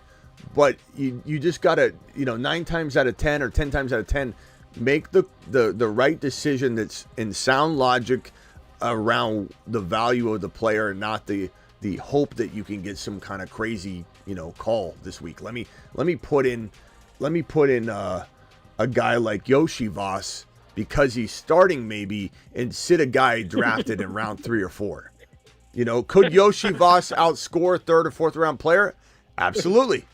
But we got to play the numbers game. And Devontae Smith is on average a 3rd to 4th round player, a lot of times 3rd round player. So he's a solid player and an amazing offense. Dell's a solid player and an amazing offense. They're both absolutely amazing. And I think Dell's undervalued, so comparing his ADP to Devontae Smith isn't even that fair because I think Devontae Smith's overlooked. I'm sorry, I think Tank Dell's overlooked. But I don't know, bro. Chat, what would you do? Chat, Devontae Smith or Tank Dell? Vote for this man. All right, I got to go. Brock, appreciate you, bro. Hey, Smitty, thank you so much for all you do, man. I really appreciate you. Love you, man. I'm going to be calling back this year. Thanks, appreciate you. Let me clear the phone line off, and I'm going to do a little play-by-play for a little bit. Let me go over to Rock Out. Rock Out, final thoughts. Yeah, what do you think Musgrave's going to do tonight?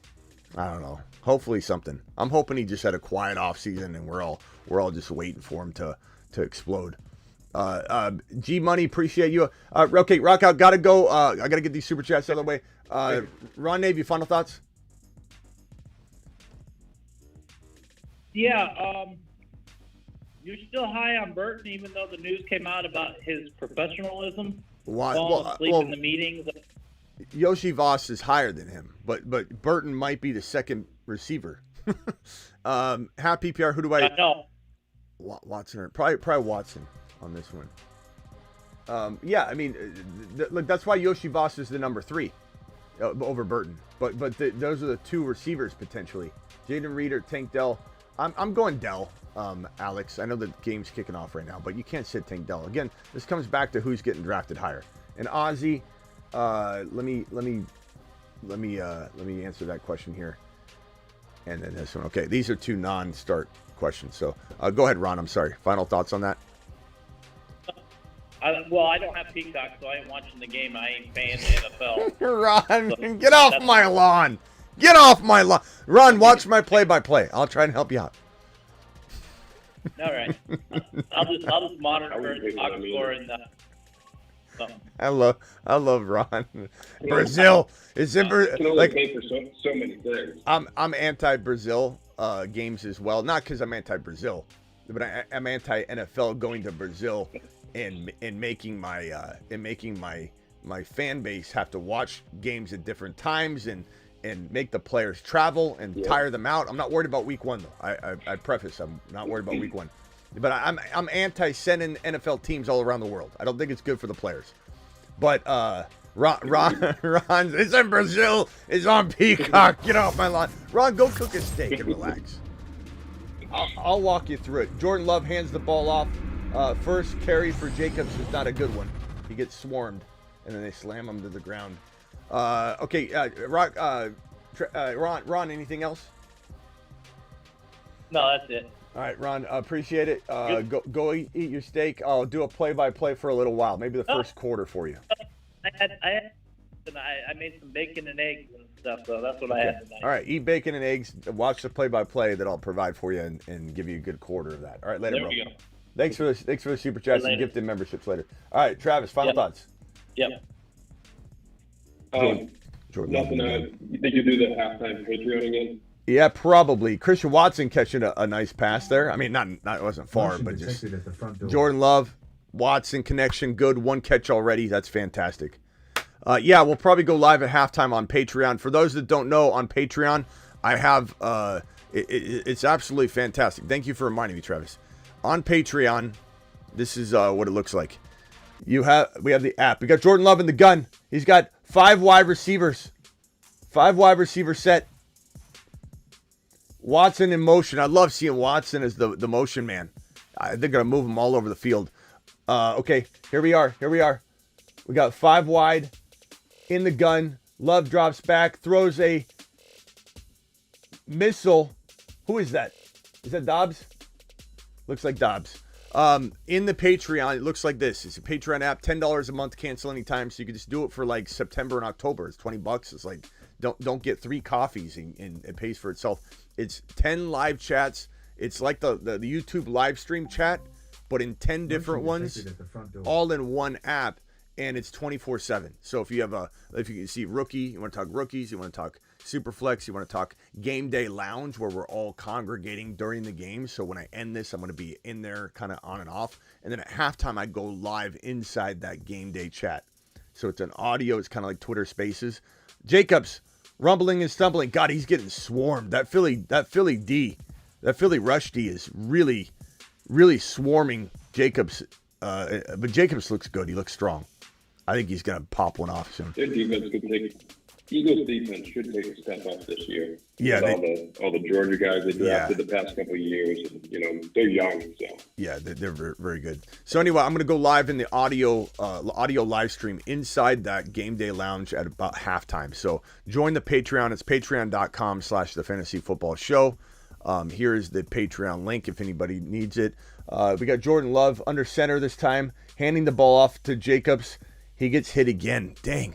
This is a tough game for him because he's getting good usage already, but it's not his fault. He's getting absolutely swarmed. This is where the overreacting Oscars, let's say this game kind of continues in this way, there's going to be a lot of people coming back saying Jacob sucks. Oh, nice throw over the middle. Oh, look at that. Touchdown. Reed. Touchdown Reed. Flag on the play.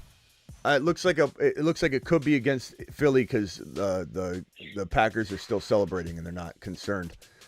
Reed touchdown, toss from Jordan Love. That's one of 2 touchdowns in the books already for the hire. Here's the Patreon link for those of you that want to join the Patreon. Here it is right here.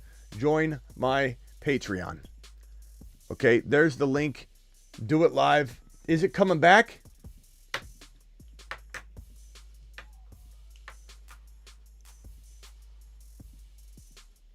On the offense.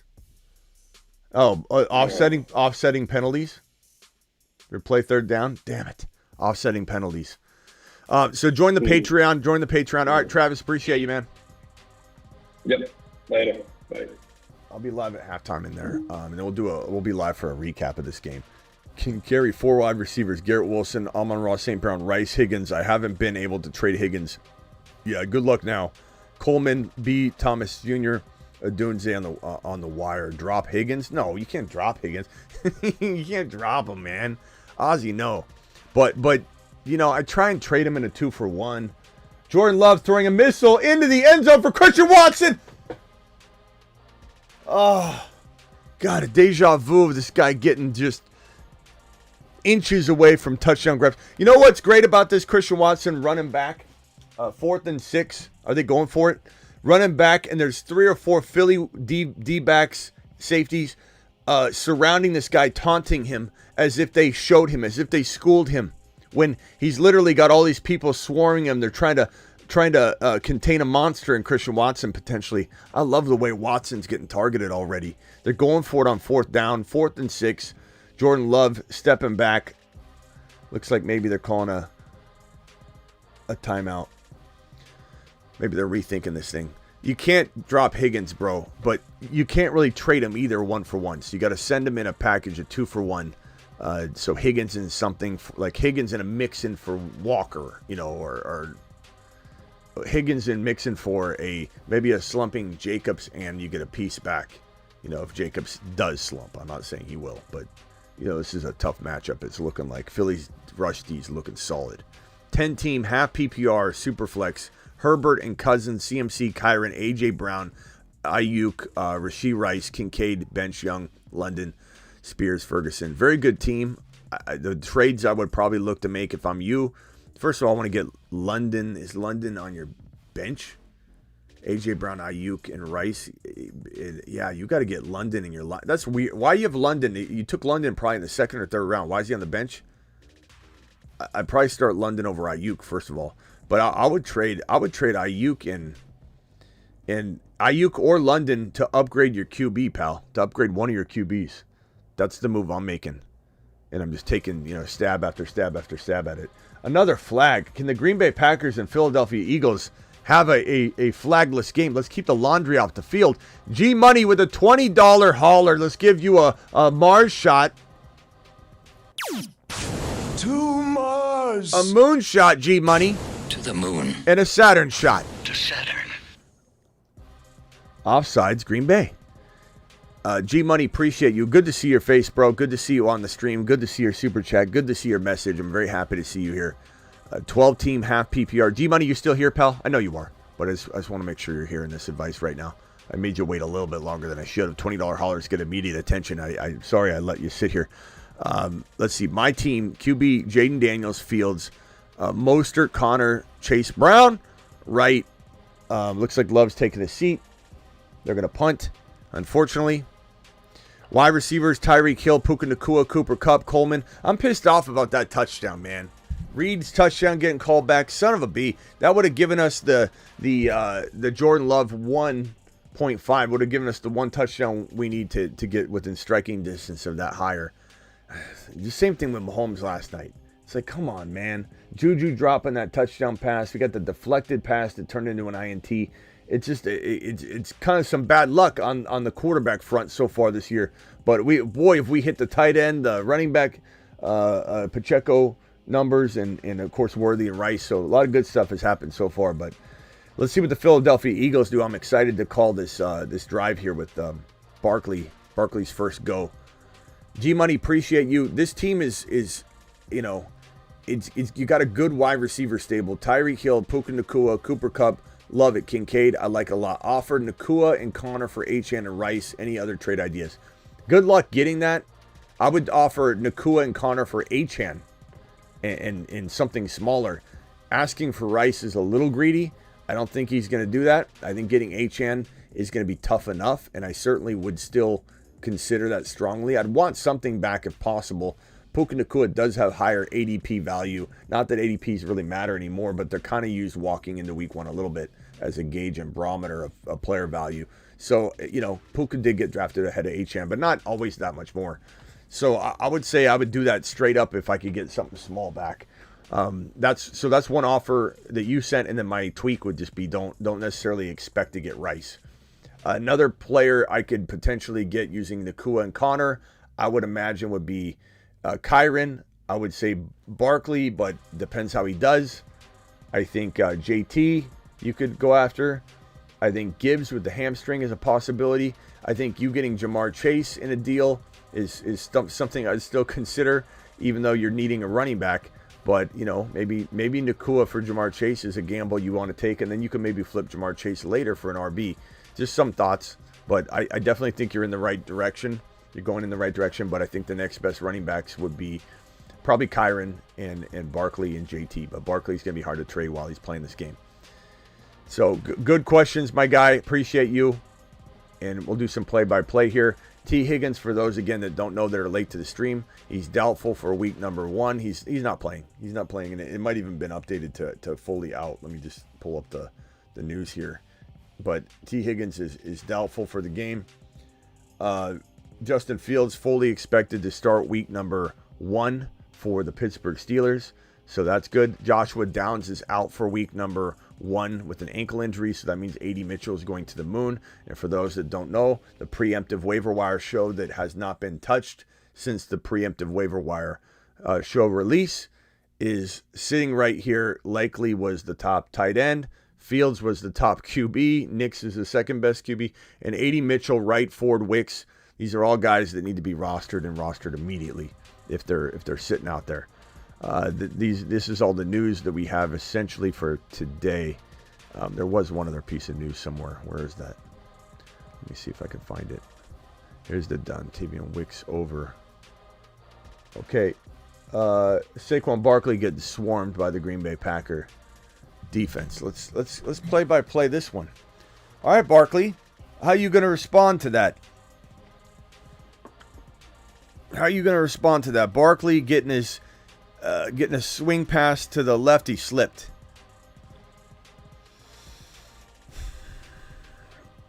How'd he fall? that was he just completely tripped. I don't know if he slipped on something. I don't know if the grass. Let's see here. Hurts back to pass. Tosses the football. Little high. That was intended for A.J. Brown. A little high for A.J. Brown. Hurts had to get rid of that ball because he's sitting in the end zone. He's dropping back. His pocket is inside the end zone, so it's not the easiest place to throw from. It's now 3rd down, and I got a drink in front of me. 3rd down and 15. This is a tough one. This is going to be probably a short pass just to get some room to punt, which, you know, you always hate to see. You like to see somebody going for it all. Like Hurts throwing it down. Field intercepted by Green Bay. Green Bay takes it to the 30, to the 20, returning it to the 20, to the 19-yard line. Green Bay Packers have the football, sitting there at the 19-yard line, ready to rectify the Jaden Reed callback touchdown, and Jalen Hurts wants to take that back. This is why you do throw a short pass to gain room so you can punt the ball. It's a boring play, but it's smart football. It does suck to see it happen. Devontae Smith running downfield. He had almost triple coverage there. Probably not the wisest pass by Jalen Hurts throwing that football where he did. He was in the end zone. His pocket again was inside the end zone, so it's a tough place to be. But this is why your play call should be a safe maneuver out of the end zone. That maybe you could get a player to slip by and get a first down, but you've got to try and maneuver to punt. So let's go Jordan Love. Let's go Jordan Love. Jordan Love gets to rectify this. He's got 1, 2, 3, 4 wide receivers, 2 on each side, in the gun, snapping the ball, no RB in the backfield. Jordan Love gets collapsed on, sack. That's what happens when you spread things out too much against this Philly rush D, which is looking pretty stout right now. Philly's D's looking good. They've made some improvements. They made some great draft selections. Love what Philly did on the coordinators and the draft side of another penalty. This on the Philadelphia Eagles. 1st down. What are we doing here?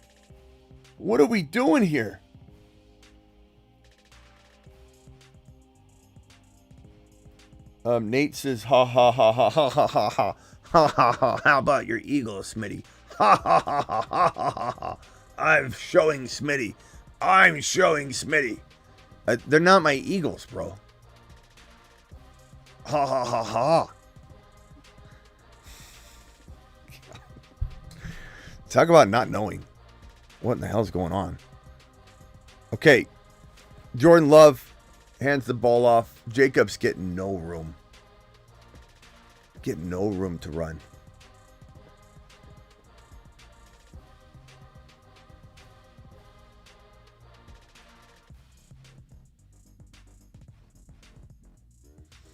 Yeah, Bubba's making a good comment. This field looks terrible.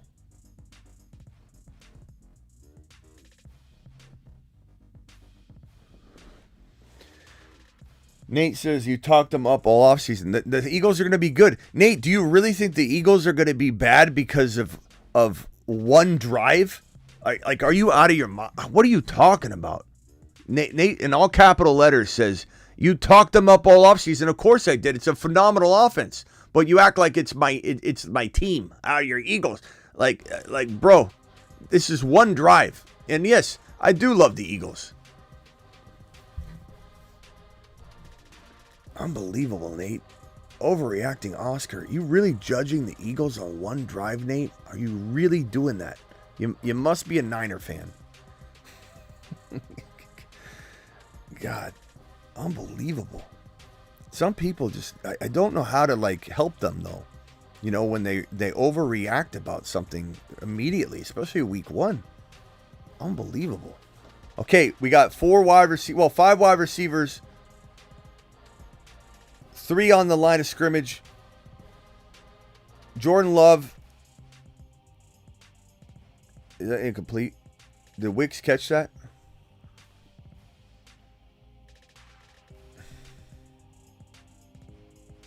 This is a slow start to the game, but we got 9 minutes and 13 seconds left in the first quarter. Nate's calling a complete Eagles debacle unfolding with 9 minutes and 13 seconds left in the first quarter. We literally had a couple minutes go by, and Nate's already thrown the towel in on behalf of the Philadelphia Eagles.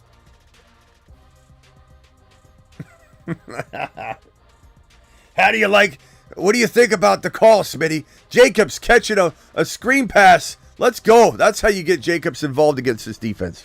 Let's go. It's fourth down and what is it? Fourth and what? Like 6 or 7 or something like that. They're coming off the field. They're kicking a field goal. They got to get points on the board.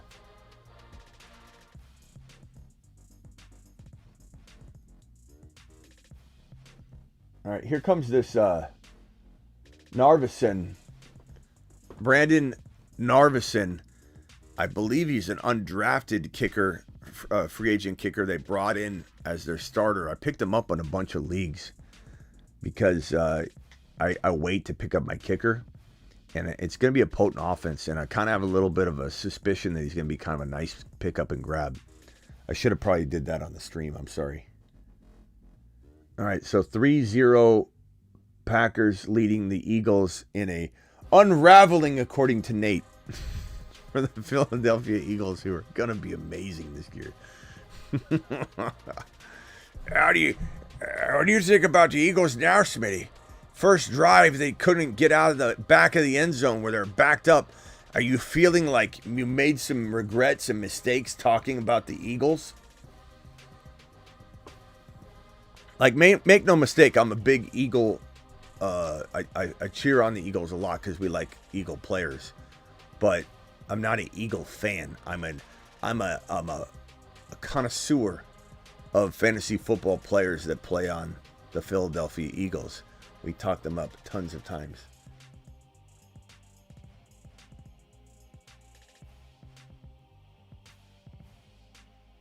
All right, here we go. Man. Can't believe we had that Jaden Reed touchdown call back.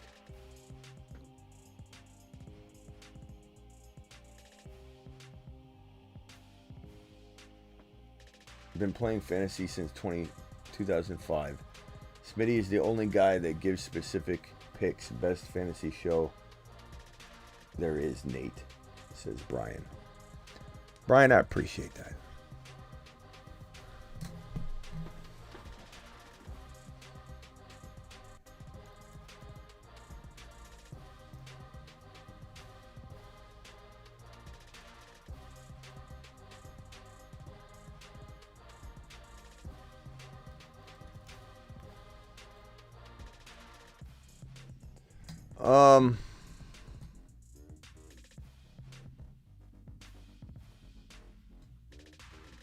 Saquon and Jacobs both looking like, and it's only, we're only like 4 or 5 minutes into the game, obviously, so it's not a big deal yet, but definitely want to see these guys getting more yards per carry. These defensive fronts look a lot stronger than anticipated in this game. But I think it was Bubba that said in the chat that this field looks awful, and I do have to concur that the field does look pretty bad. I also think Wicks getting this is still, we're talking about 8 minutes and 26 seconds left in the first quarter. Game just began. Wicks should be able to smash this. All right, Eagles get another try. Nate's rooting against them. Eagles bobble the return, pick it up, get to about the 12 or about the 16-yard line. So success by the Green Bay Packers. Special teams feeling pretty good at this moment. They're throwing their hands up in the air. Jalen Hurts and the Eagles march back out onto the field. Jalen Hurts is a field general, absolute monster, absolute commander-in-chief of this offense, and he has an arsenal of weaponry. He's got 2 of the higher-paid wide receivers in the National Football League, one of the highest-paid running backs in the National Football League, all 3 of which are phenoms at the position, not overpaid guys. And you have a much-improved defense and a hell of an offensive coordinator in Kellen Moore. Hurts under center, in motion. Hurts snaps the football, Hands it off to Saquon Barkley, who gets about 2 to 3 yards. Tough defense tonight. Tough defensive front on both sides of the ball. Barkley heads back to the huddle. He says, feed me more. Hurts says, don't worry, I will. You want to have a squat contest later? And he says, yeah, we'll push the bunk beds out of the way. Get a squat rack into the dorm room. And you and I will do a squat-a-thon. I can do 605. What about you? All right, Hurts is in the shotgun. Another Goddard in motion to the left. Hurts throws it to Goddard. Goddard gets about 2-3 yards. This is a very, very tough-looking Green Bay defense. They are swarming. There's no room. There's no room to do anything. They're literally saying, go ahead and beat us with a deep pass. We're going to crowd you. And Green Bay is doing just that again.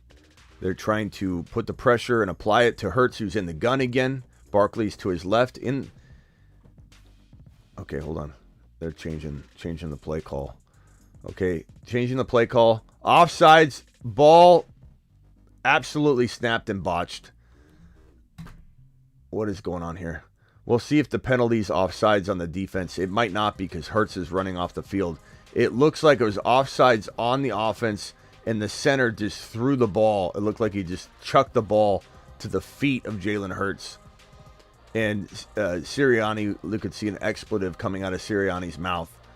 Hurts is talking to his team. Oh, no, he threw it at his chest. He just launched it right at his chest. Green Bay Packers ball. Another turnover for the Philadelphia Eagles. Not a good start for the Philadelphia Eagles. Not a good start at all. But we shall see. This is kind of the game that you expect on a Thursday night. The feel of it so far, but Jordan Love and the Green Bay Packers are looking to change that. They want to punch it in. Jacobs, nice little run by Jacobs down to about the 4 yard line. That's the kind of run you want to see. Was that Jacobs or was that Reed? Look like Jacobs, right? Offside or holding on Green Bay. You gotta be kidding me. This is maybe one of the worst games so far we've seen from a fantasy perspective, just because of all the things being taken away. And now we got a holding. We can't buy a good play. Jacobs is saying, give me the rock. I know we're 23 yards out, but I can get it in there. Love says, no, enough of this. I'm going to thread the needle. Watson, Reed, here it comes. In the gun, Reed's in motion. They throw it to Reed. Nice little leaping, 10-yard gain or so.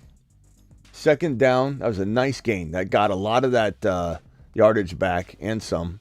Second down and probably like 9 or something like that. Nice little play by Reed. I like the usage of Reed right now. He does look like he's getting that Deebo Samuel wide back treatment. So feeling pretty good about it so far. So they were at the 23-yard line roughly, and Reed took it to about I would say it was about a 9-yard gain. Okay, so Wicks is in the slot. You've got Love in the gun. No running back in the backfield. Watson is in motion this time.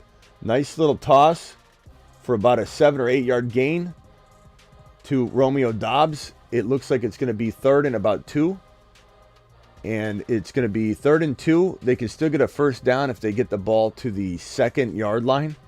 So they could just kind of QB sneak this a yard or 2, I think, potentially, where Jordan Love gets this first down, or they hand it to Jacobs and kind of put it all on the line, and then they kick another field goal if they don't execute on this.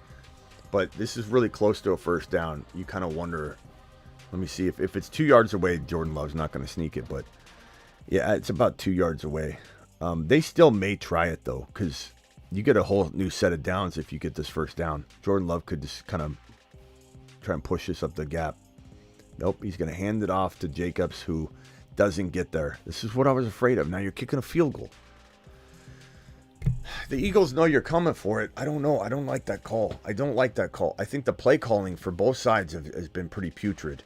Now, the Packers are up 3-0. Looks like they're going to go for it. There's 5 minutes left in the first quarter. Lots of time left in this game.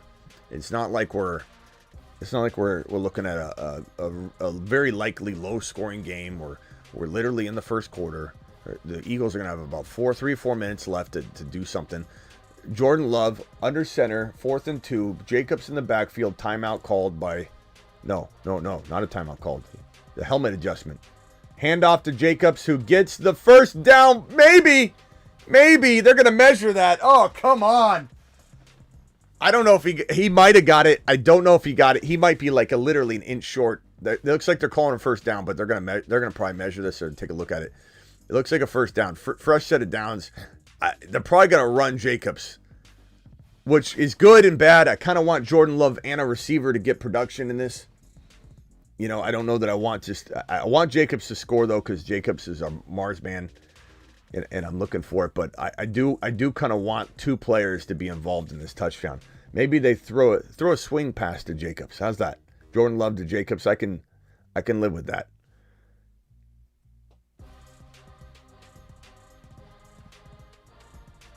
Ski says you're going to read some of the super chats you skipped over. I got them all cleared out. Elias, appreciate you. Would you drop Stafford for Fields this week? I would probably, if he's officially named the starter. Ski, I read all the super chats. Did I miss one of yours? I mean, I went over yours. I went over yours. Did you not hear my response? Did you maybe take a bathroom break, Ski? JD5 Baker, Sun God. I remember reading this one. Sun God, Dell, Reed, Downs, Brooks, Kenneth Walker.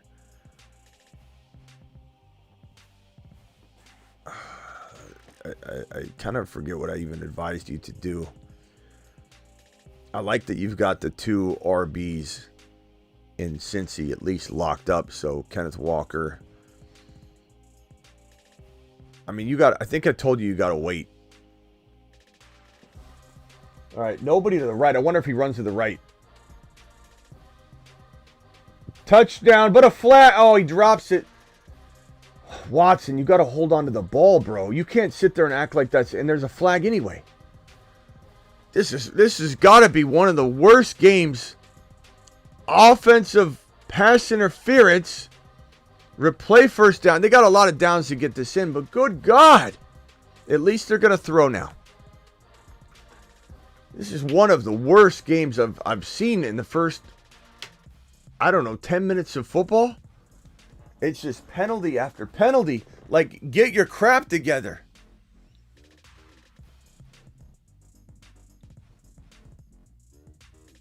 Okay, Ski, I don't know what you can do with this team, but wait. I mean, A.J. Brown playing. Sun God, not trading him. Dell, you need him to do something. Jaden Reed playing. Can't make any trades there. B. Cooks, no one wants him. Kenneth Walker, love him. Don't want to trade him.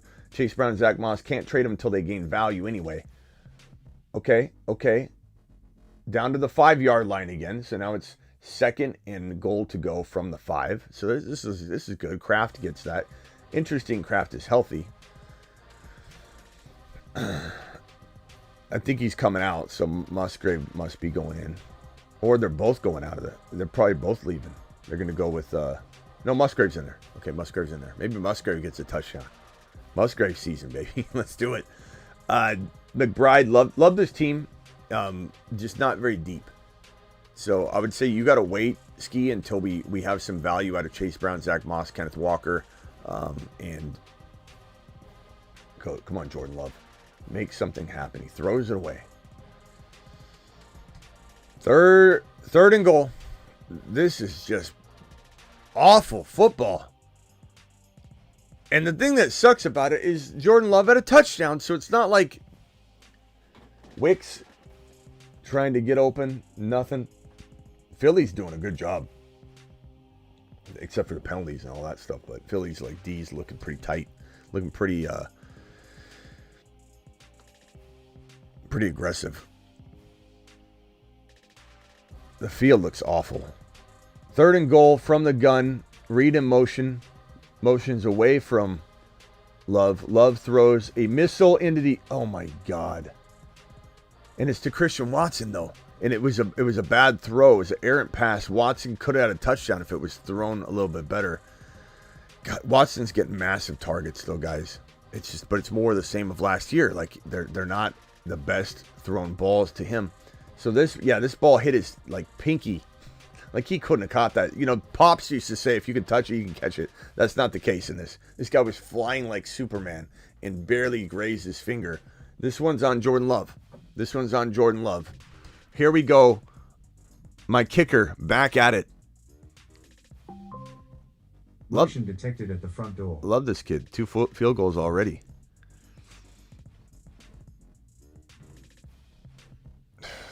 Jeez. 3 minutes left in the first quarter. Kind of a brutal beginning of this game. Absolute brutal start.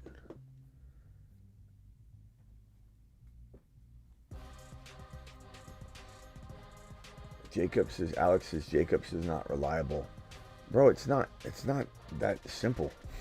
It's not like Jacobs fought hard for that first down. This is garbage field. This is a garbage field. This is why.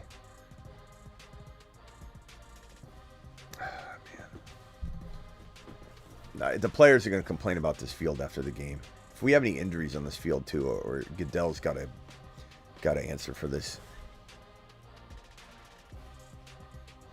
Watson looks terrible. No, that comment's terrible. What do you mean Watson looks terrible? Watson tried to catch that pass. You know how many receivers wouldn't even touch that football or laid out for it? Watson doesn't look terrible. And the other touchdown potential throw was a tough toss and catch. Like, Watson's getting targeted.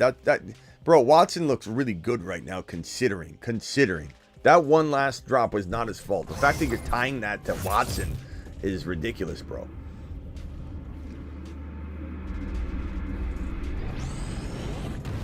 Can I call in right now? David, I'm not doing a full team eval, bro.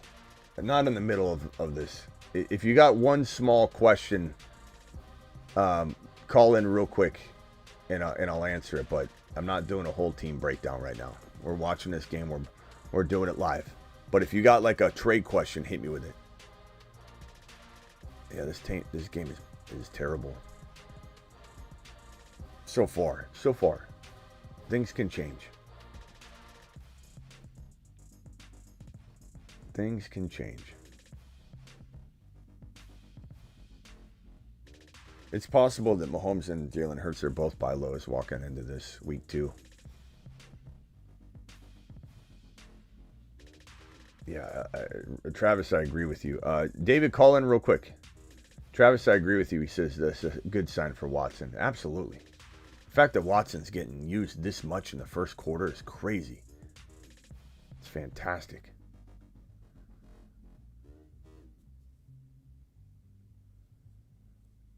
Yeah, last night's game crushed this game. But there's still a lot of time. Kicked out of the end zone. Philadelphia. Narvison's a pretty good kicker.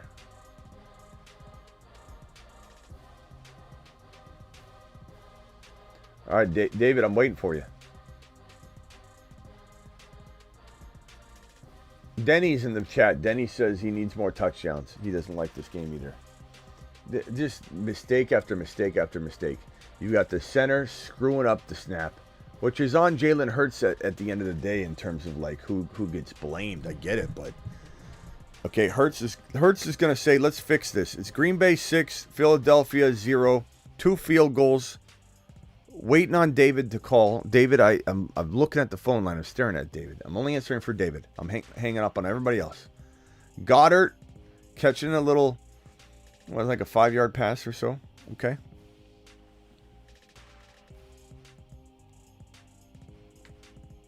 Watson is absolute garbage, says Brian. Okay, Brian. Tell us how you really feel about Christian Watson, Brian. Tell us how bad he burned you last year. You're ready to give up on him. Okay, Hurts in the gun. Barkley to his right. 4 wide receivers. 1 off the line. Hurts takes the snap. Hands it to Saquon. It was a nice little 6-7 yard run, maybe. It's going to be 3rd and 1, 3rd and 1.5.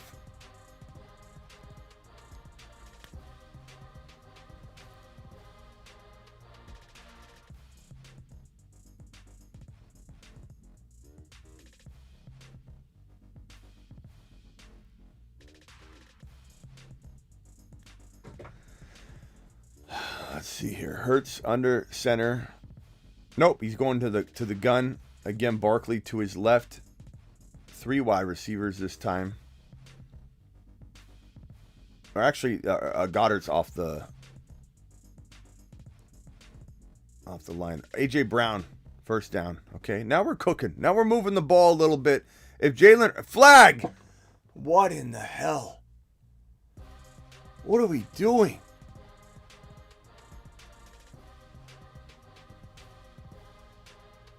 If I was the coach, I'd walk up to these players and I'd say, the next flag, you're going to the bench. Penalty declined on the defense on Green Bay. Green Bay's caused a lot of penalties. All right, so Hurts is like, let's march down. If Hurts marches down the field and either runs a touchdown in or throws a touchdown, I want Barkley to score, but I want it to be like a conquering of this negativity. I want Hurts to conquer the day. If Hurts can conquer the drive, he conquers the day. Fake handoff. Hurts keeps it, runs to the outside, out of bounds. Nice little gain. I'm really worried about this field, guys. Even the sideline looks like a bunch of cement or some like material that potentially could be slipped on. I don't know if that's like a fabric or what, but this is an awful field. They did a piss poor job putting this field together.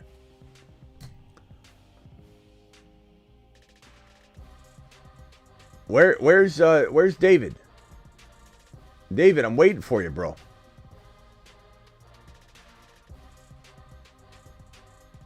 Oh, he needs the phone number.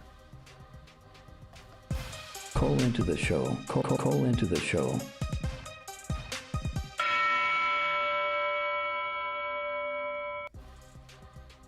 Oh, man. Devontae Smith got leveled, but he's fine. He popped right back up. Got leveled. You hate to see those, like, headshots. Like, it almost looked like almost like his head hit the, back of the ground. I don't know. Let me see. Okay, Hurts in the gun again. Barkley to his right this time. Trip wides on the left. Trips left. Barkley to the right. No wide receivers on the right side of the field at all, which sometimes makes you think Hurts is headed that way. Devontae Smith back to back. Let's go. Let's go. Slim Reaper doing his thing. He's got grass all over his helmet. All over his helmet.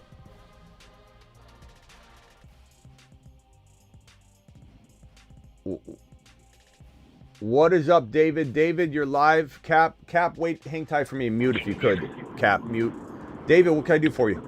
Hey, Smitty, it's David. Yeah, David, I know. What's up, David?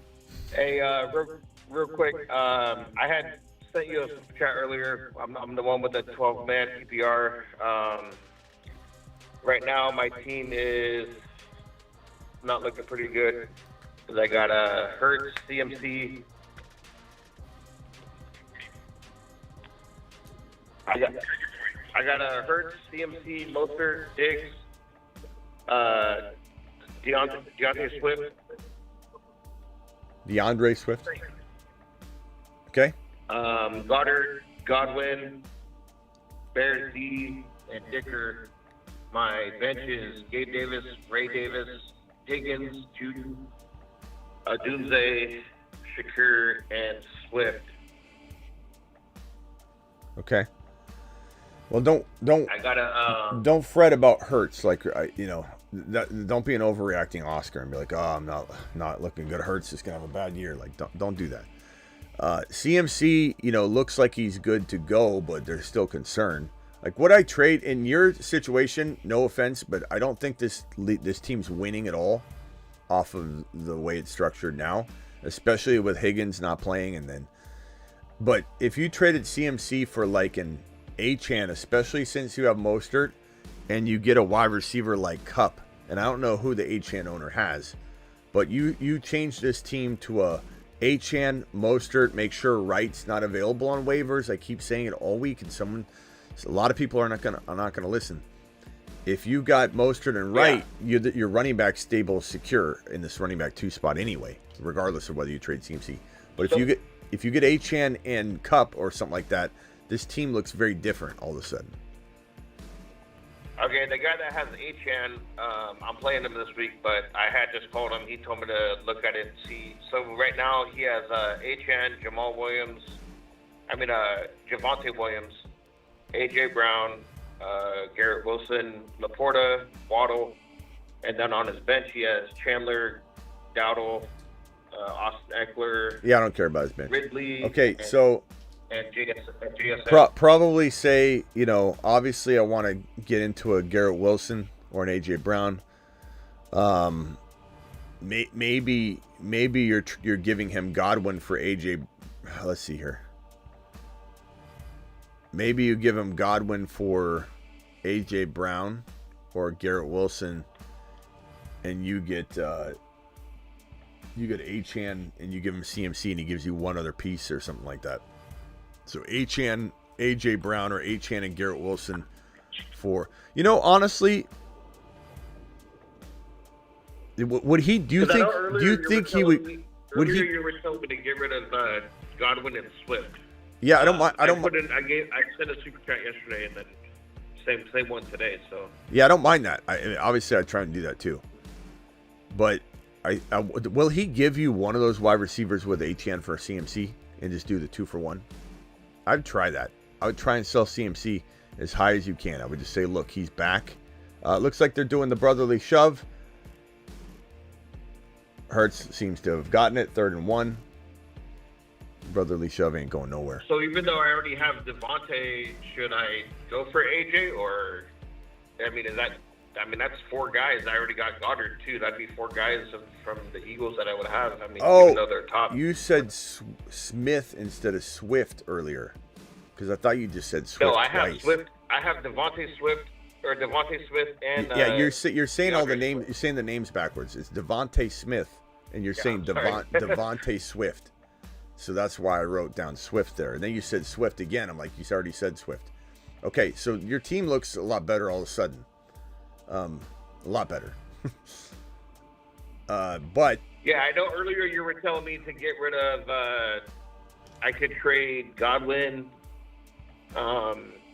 Higgins, and because I have Higgins as well, and Swift for Chase, but I don't think that guy would go for it. But like I said, he's not going to go for it. He's not going to go for it now because Higgins is out. Like if you had done it earlier, maybe he would have. I don't know. But yeah, Higgins is no one's going to trade for Higgins right now. He's out. So, Higgins and Swift is still a like if you couple them together, Barkley with a nice rip, like a 12-yard run. If you couple these 2 guys together, it lays off this risk a little bit, and then someone might take Higgins and Swift for, let's say, a Kenneth Walker. Higgins and Swift for, let's say, a Debo. Higgins and Swift for a Cooper Kupp. Higgins and Swift for a maybe even a DK Metcalf, or I don't think you get Rashee Rice or anybody like that anymore, but you could try. So Godwin and Swift, obviously the same kind of concept, but I think Higgins might get you more than Godwin will, even though he's not playing. I think he will. The problem is if you offer someone Higgins for something 1-for-1, they're going to say hell no. You offer them Higgins and something else, it lays that risk off enough to where they say, you know what? I think there's some upside on this because it's not all dependent on Higgins. So that's why 2-for-1s are psychologically good. But you need to go get Achane. Yeah. Do you think he'd give you Garrett Wilson and Achane for CMC? I could offer it, but I drafted CMC this year and it's a 2-man keeper, and I kept Swift and actually I just kept Swift. Okay. So. And to answer your question, if he said no, but I'll give you A.J. Brown, I don't care if you got Devontae Smith. I'm still doing that because that's a lot of talent to get. Hurts throwing a strike to Saquon Barkley. Touchdown strike. Hurts to Barkley. Let's cook. Let him cook.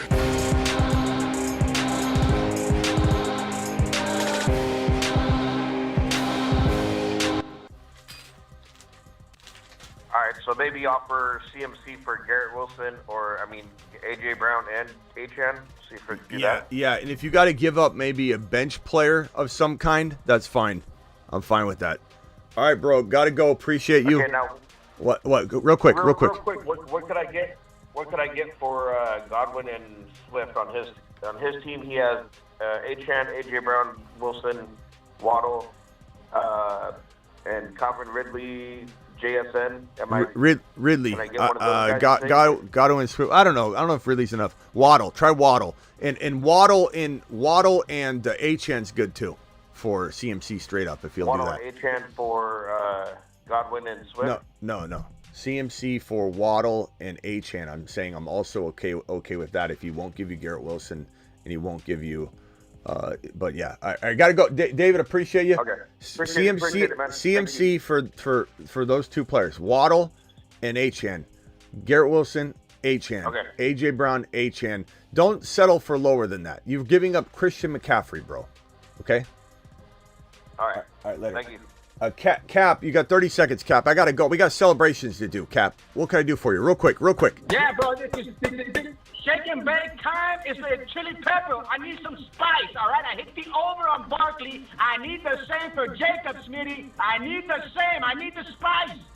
All right, we'll do it. We'll do it live, Cap. Appreciate you. Do it live, bro. Later. Cap to the moon. Travis. Then I'm going to close the phone line and do a little more play-by-play. Celebrate this Barkley situation. Barkley is cooking. Let him cook. He's on a shuttle to Mars. Mars men. Loads dropping and spinning aimlessly. By the way, Barkley is trying to get these incentives this year, just so anybody wants to question his dedication and loyalty to staying on the field. $37.75 million deal with the Eagles. It was his new 3-year contract with $4.5 million in incentives. Okay? So those incentives are going to drive this man. Drive him. Keep him on the field. Kellen Moore right there, too. O'Brien's Kellen Moore. Bijan Kenobi says Barkley haters are awfully quiet right now. So are the Jalen Hurts haters. Eagles are. Where's Mike? What was his name? Nate? No, Nate. Where's Nate? Nate, where are you? I'm going to search for Nate right now. Nate, what was his name? Nate what?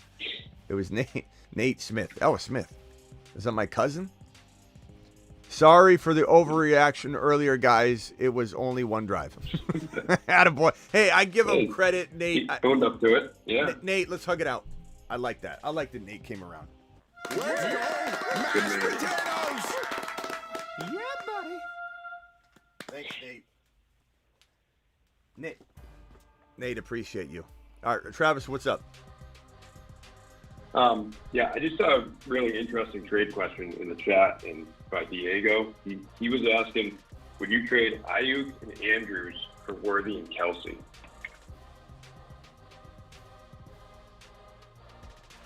Here's this question. Would you trade BA and Andrews for Worthy and Kelsey? In a heartbeat. Yeah.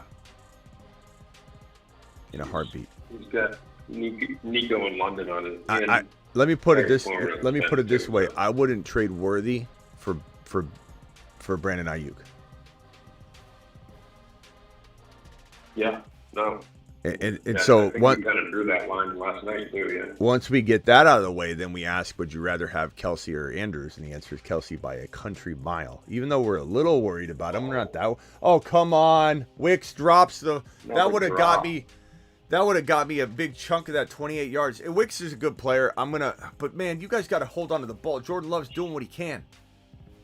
Wicks, how do you drop? How do you drop this, Wicks? Oh, slipped again. Oh, he slipped. Yeah, it's the field. You know what? Let me take that back. I'm not blaming Wicks on that one. I mean, he hit his hands. He's a professional, but good God, the guy slipped all over this slip and falls field. They're at Slip and Falls University right now. Unbelievable. This field is a mess. Why you don't play on? Yeah, that's why you don't go away from NFL stadiums. Oh, this guy slipped. Yep. This is someone's going to get hurt. I hate to say it. Oh my God, Wilson rips off this little run, and all the Jacobs haters are going to come in and say Jacobs is done. Look at Wilson's in there, but Wilson runs, and as he's running, he slips and falls right on his butt. This is the worst field I've ever seen. This is worse than the Cardinals. Look at that! Oh my God, it's like he was on a slip and slide. Yeah. This is worse than the Cardinals. Until they can make money. This is worse than the Cardinals field during the Super Bowl, which was not the Cardinals' fault. The Cardinals had the turf king or whatever his name was came in and took over the Cardinals field and said, "I got this." And the Cardinals have one of the most magnificent fields in the NFL. It rolls out. It takes, I think, hours for it to come out or something. But it's one of the best fields in the NFL. And they took it out, and they brought in their own field. And everybody blamed the Cardinals and the Cardinals Stadium and the Cardinals staff for having one of the worst fields during the Super Bowl. Now, I do wonder if Jacobs is hurt right now. Because Wilson's in there, and this is the third play in a row. Or are they just resting him for a drive? I don't know. And Wilson's ripping off some runs here.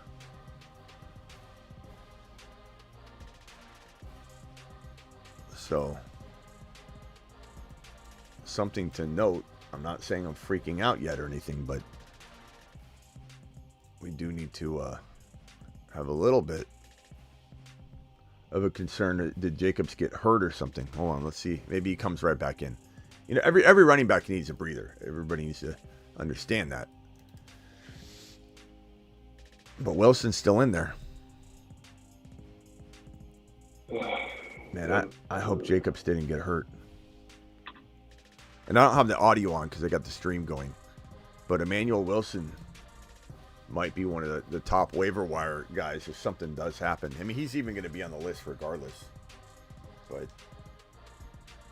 and just keep an eye on Lloyd, too, because there were some reports that he wasn't that far off from playing. So, but Wilson looks pretty good. He had a good preseason. Yeah. This is tough. All right, Travis. Appreciate you calling in. I'll be back for the recap show, and then I'll be live on on Patreon later. All right. Wow. Let's hope Wilson's not in there for the long haul. Is that who's over on the sideline? It's not Jacobs, okay? Just making sure they weren't taking a look at Jacobs.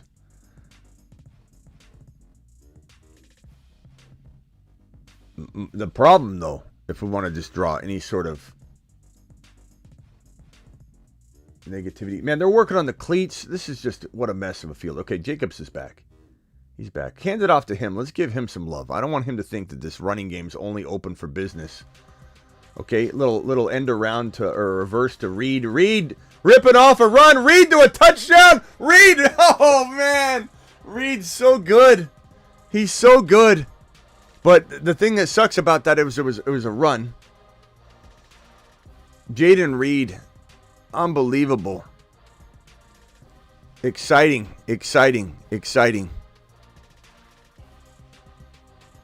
got an overreacting Chris here.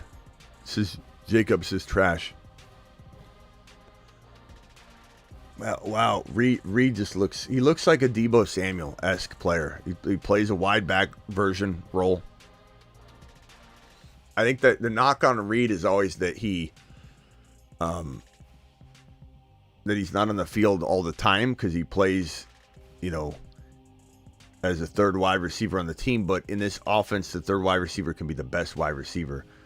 All right, Reed. So they're going to have to continue to Reed, which means I think Watson has a pretty big second half. Watson or Wicks will have a big second half because of Reed's early success. Mark my words. And I do not blame Wicks for that stumble. At first I did. I thought Wicks needed to hold on to the ball. I blamed Wicks. Of course, there's a penalty. Not on that play, but I blame Wicks. I truly did blame Wicks, and I take it back because I watch Wicks, and he's just getting caught up in this mess of a field. This absolute disaster of a field. Started Reed in my flex. They called me madman. Let's go, Romario. Appreciate you. Reed's good, bro. I like it, man. He's very quick. He's very shifty. Kind of reminds me a little bit of Worthy in the way that they use him, which is good. Kind of very similar. Reed season, baby. He's going to climb the ranks, I think, a lot after this game, just because we needed to see this. Like, how is he going to be utilized? There's a lot of, okay, was it a 1 year thing? Are they going to continue to use him in amazing ways? They clearly are. Jacobs is in the game. Let's hope Jacobs gets the 2-point conversion here. Just get a little confidence and kind of shut the mouths of the haters. Jacobs getting the handoff.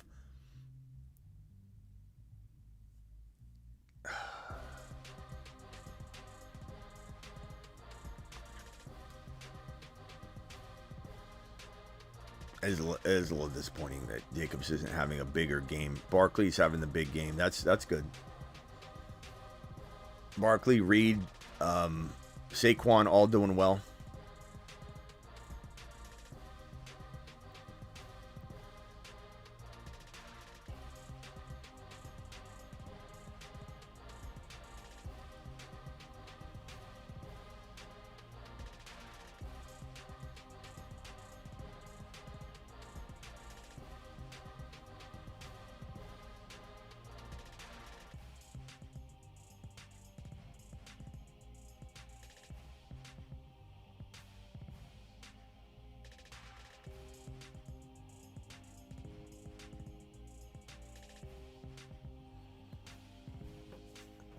All right, let's do one more drive, and then I'm going to end the live stream, and we'll come back. We got how many people in here? 264, 211 thumbs up. Punch that thumb up button. We hit 27K today. We're almost at 27.1K already in the day.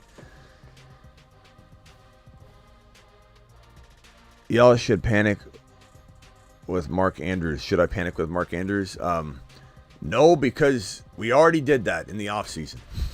But yes, you should be panicking for sure. I mean, there's thoughts that he could, you don't want to cut him or sell him off for nothing. Like they were definitely trying to pin him down in the game. There's still an opportunity. Also, didn't he get in that accident?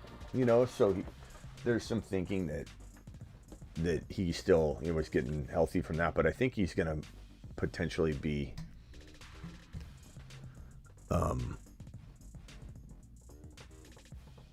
in some trouble. So I would definitely get rid of Andrews if you can. But you're better off doing a 2-for-1. So Higgins should have been the steal of my draft. But no, he shouldn't have been. Look, Higgins, I've been down on Higgins all offseason for this very reason. Like he's always injury prone. Always. He's never reliable. He always kind of craps the bed when you need him, in my opinion. At least consistency-wise. So, no, he shouldn't have been the steal of the draft. Timothy, I don't think he had that feel at all.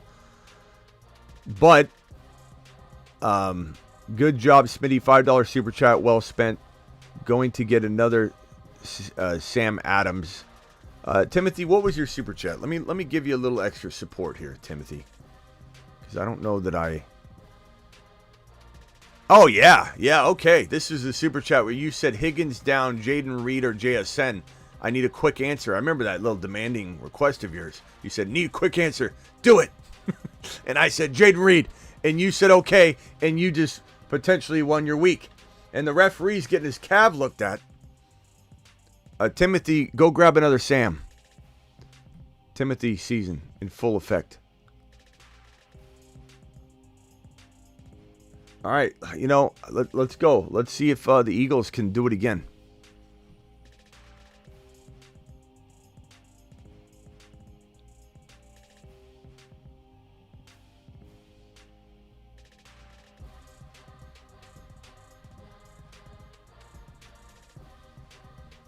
What injuries has Jacobs had? I don't know if someone else said something about that. I didn't. I was talking about Higgins. Even the ref got hurt. I mean, true D-Town. Nothing true has ever been said. Mr. TD2 said the field taking out the refs. I just hope Saquon Barkley doesn't get injured or something, because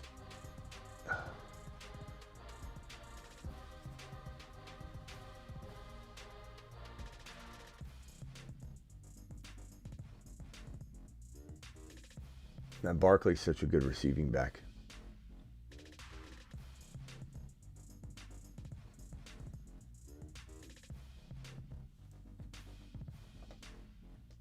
He's on a shuttle to Mars. Mars men. Loads dropping and spinning aimlessly in space.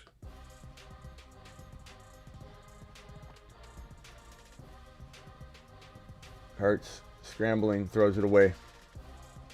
This field is awful. Someone's going to get injured. The ref's already hurt.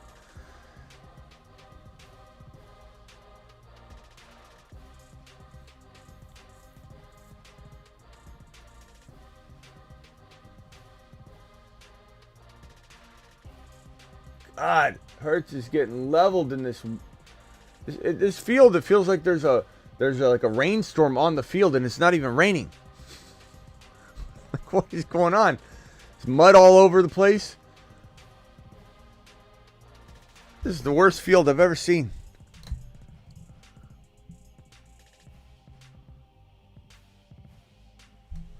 Oh, Hurts got leveled.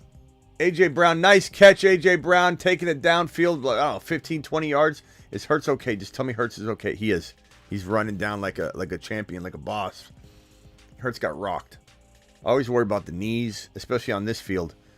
Here's a replay of him getting sandwiched. A.J. Brown, look, the D-back fell down. This is the worst field I've ever seen in my life. Hurts in the gun, Barkley to his left, trips to the right. No wide receivers on the left side of the field. Maybe this is a little like a little pass to Barkley on the flat on the left, or Hurts bootlegs to the left. I don't know. I got a funny feeling this left side of the field is all Hurts. Oh, it goes to the right, slides. That was kind of a weird. I don't want to say late hit, but it was like a weird. Like Hurts is like, what in the hell? You know, I don't know if the field got him or if the player got him. Like the field has more tackles than the teams, you know, combined. These defenses got nothing on this field. This field's tackling everybody. And the trainers are like drilling in different, you know, weather geared spikes and cleats into the players' shoes. You got the trainers that are working overtime because they're trying to figure out the best way to keep these players from slipping around. Devonta Smith wide open. Hurts just threading the needle. Surgery on the field. Jalen Hurts looking in prime form. And the Eagles are doing the best with this field. These field conditions are trying to take out everybody. One ref down. Multiple players sliding around constantly. Thank God no player injuries. Too big of injuries yet. There's a few players on the sideline getting cleats put on. Trainers are around them. I don't know if any of them are hurt. It looks like defensive and offensive linemen getting new cleats. Everybody's slipping around all over the place. We got two wide receivers to the right, one to the left. Saquon to the left side of Hurts in the gun. Barkley is the man in motion. Or no, he wasn't. Oh, Barkley stepped right out of bounds. Barkley was to the left. I was right the first time. Barkley caught a pass. Barkley's going to catch like 70 balls in Philly. What a season for Barkley and the boys. Saquon. What a man. He's on a shuttle to Mars. Mars man.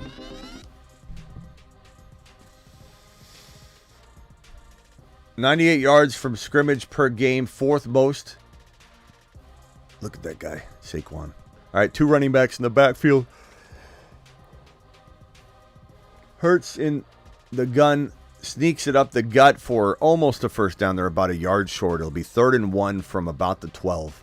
So this could be a brotherly shove moment right here. Probably will be.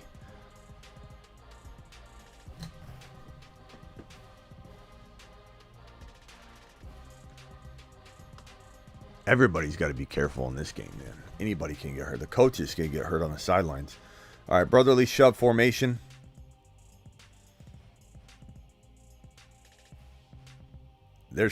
Kelsey or not, they're still doing it. They're moving that pile. That pile is moving 3 yards every time. Successful brotherly shove. At least 3 of them in this game, right? It's such a good move. They're going to probably take it out, though. I have a feeling the NFL is going to remove it from... It's such a dumb thing to do, too. When a team finds a great play and you want to be like, oh, it's too powerful, we're going to take it away. Hurts in the gun again. Barkley ripping off a touchdown run. Barkley, let's go. He's on a shuttle to Mars. Mars men. The moon men. Where's my button? Let him cook.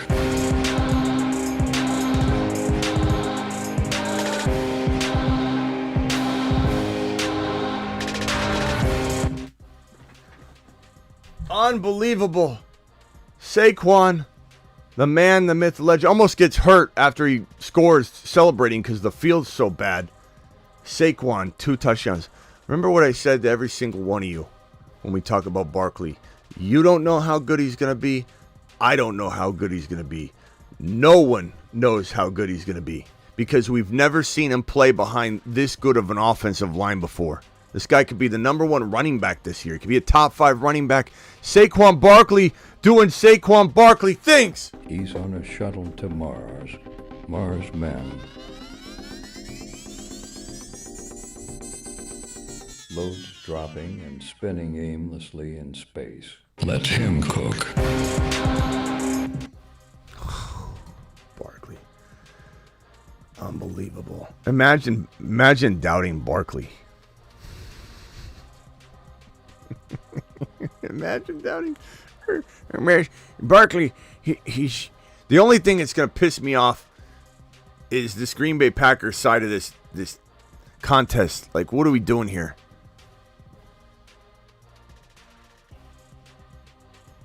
I'm hoping that at least Jordan Love can take care of some business. Man, this is fantastic. Barkley season in full effect. Barkley looks so good. He looks so good right now. Barkley might. I think you've heard me say several times that the leading touchdown getters in the NFL on the ground between the tackles, maybe total touchdowns too. Kyren Williams and Barkley will be in the top 4 running backs in rushing yards and rushing touchdowns, maybe total touchdowns for Barkley as well.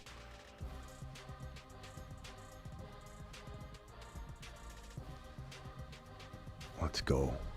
Let's go. Where are the Barkley haters at? Where's the Barkley hater?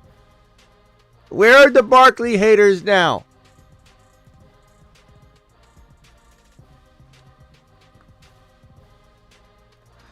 Here's at least somebody that's got the courage to step forward and say, this is from S. Sorry I didn't believe in Barkley anymore. I had him 2 years in a row. You had him in two years in a row in New York, though, which is what I was trying to say is you don't know how good he's going to be. I don't know how good he's going to be. No one knows how good he's going to be. That's my line I always use with Barkley because we don't.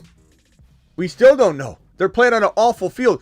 Playing on this field's equivalent to being in the Giants' offense. So next week we'll find out what Barkley really is. Maybe he scores 5 touchdowns. Because right now, this is about as bad as Danny Dimes throwing to him. Having this damn field. It's still a game, though. 12-14. 12-14. 5 minutes left in the second quarter. Eagles are up big. In our minds, it feels like it, but it's not the case. You look at the score and you go, oh, I forgot about the 2 field goals. It's 14-12. Okay, we got a game.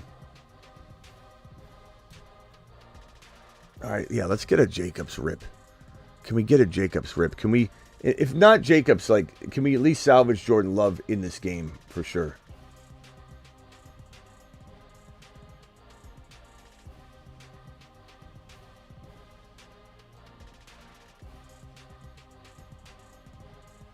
Man, Philly looks good.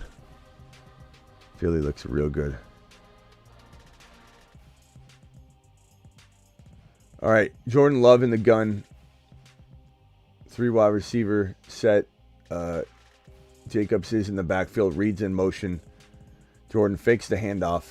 Throws the football. Oh my God, that was the worst. That was the worst. I mean, look, Jordan Love was looking for Jacobs. I don't know that Jacobs was responsible to know Jordan Love was going to throw that ball. I don't think that was a design play of any kind. So I think Jordan Love slipped. And yeah, of course he slipped. The field took him out. Did you see that? He almost broke his leg trying to step back. And when he slipped, it threw him off. He tried to throw it to Jacobs. Jacobs wasn't even looking in this direction. And it was almost picked off. And it should have been. But the field probably got in the way of that too. 2nd and 10. Jacobs. I gotta say the Packers do not look good right now as a whole.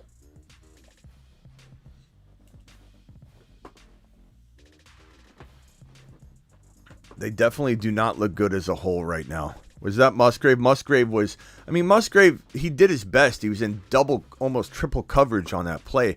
Jordan Love shouldn't have thrown that ball.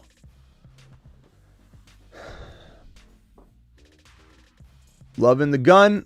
Jacobs to his right. I could see him running this, being conservative. 3rd and 10. Watson in motion. Love scrambles around, throws the ball wide open is Reed. Reed, another touchdown. Holy crap. Holy crap. Let him cook. Wow. Jordan Love. Okay, now we're talking. I just need one more touchdown to push on this here. So we got 1.5 touchdowns. We got a whole half to get another score. I'm fine with that.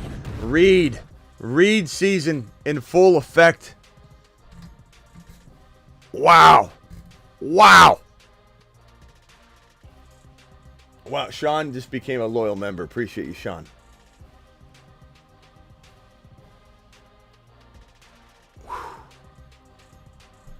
I got a lot of Reed cheers in best ball. There's a penalty, but that's not going to count against him. Reed looks good. Jaden Reed, wow. Wow. Wow.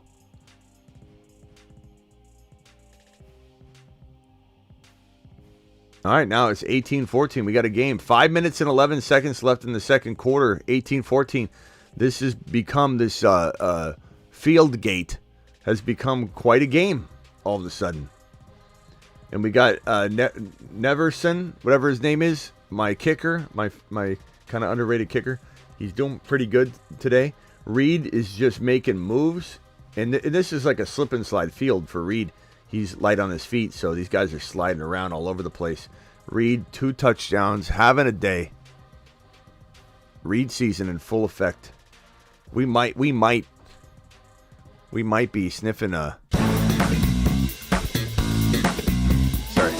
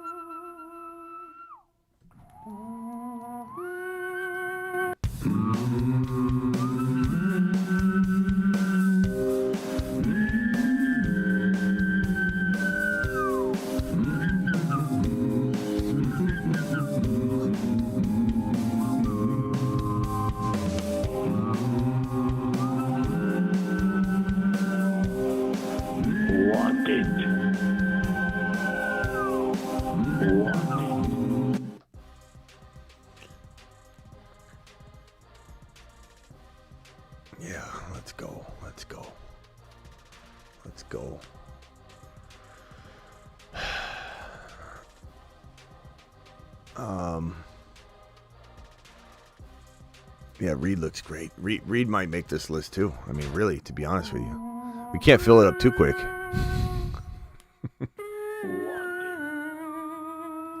The top most wanted outlaws. Wanted. The top most wanted outlaws are on the run. 'Cause they're wanted. Dead or alive. All right, Jordan Love, let's get another tutty, though, because I need this 1.5 higher, so we need one more score.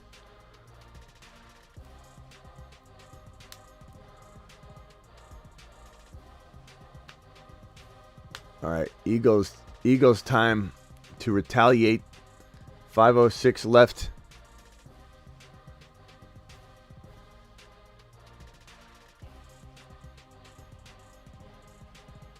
All right, let's see what happens here. Oh, are they reviewing whether he crossed the line or not?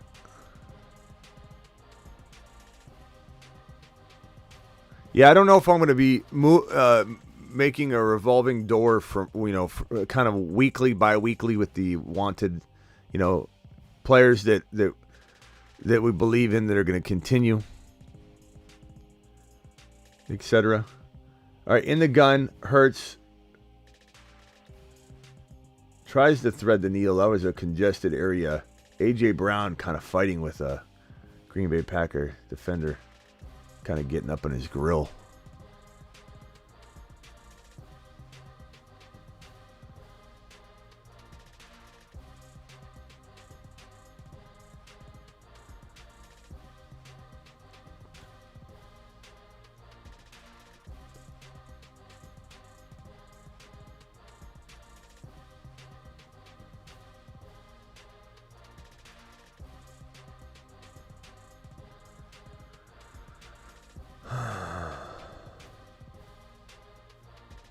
Second and 10. Hurts throws a nice little pass to A.J. Brown for about 12, 13-yard gain. A.J. flexes and says, "Get off me. Get off me." I don't want to mess with A.J. Brown. Alexander trying to contain him and can't. I mean, especially on this field.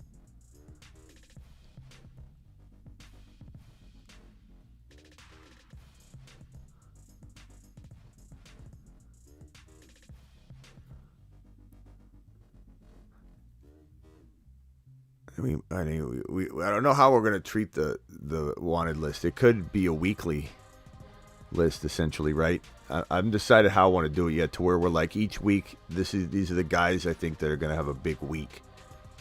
You know what I mean? I think that might be more productive than nailing down like 12 guys that we just sit on all year long. Like, I want it to have a weekly implication.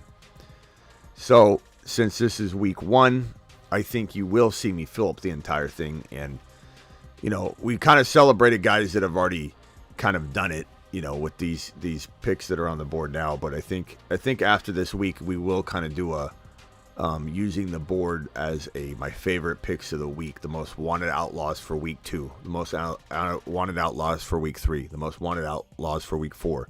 I don't think it'll be a stagnant list that just sits there all year. I don't think that's as fun as trying to figure out weekly who we like. You know what I'm saying? So it's definitely going to be a weekly thing. And, read, like at least for week 1, it might be like MVPs for the week coming out. But yeah, they're all mazel hogs, if you know what I'm saying.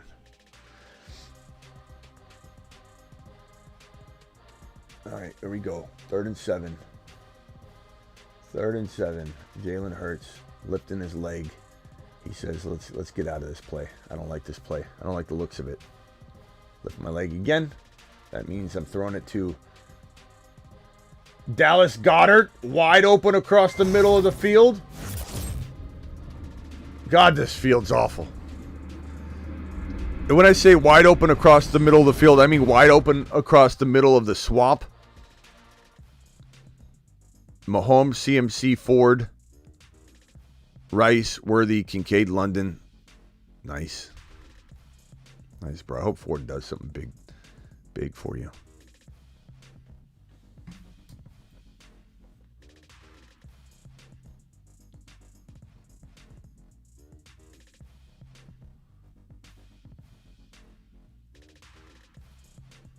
Saquon.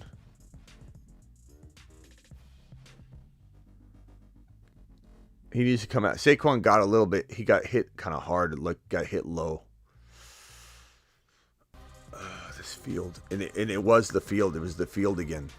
Don't blame that on Saquon's injury history or anything. The field is a disaster.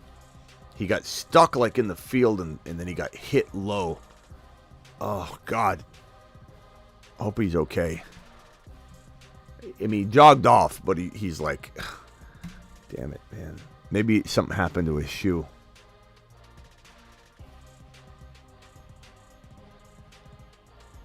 Hurts scrambling out of a mess. Okay. 2nd and 8 turned to a 3rd and 8 now.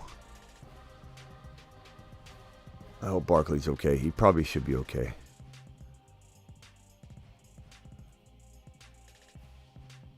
Devontae Smith getting blanketed there.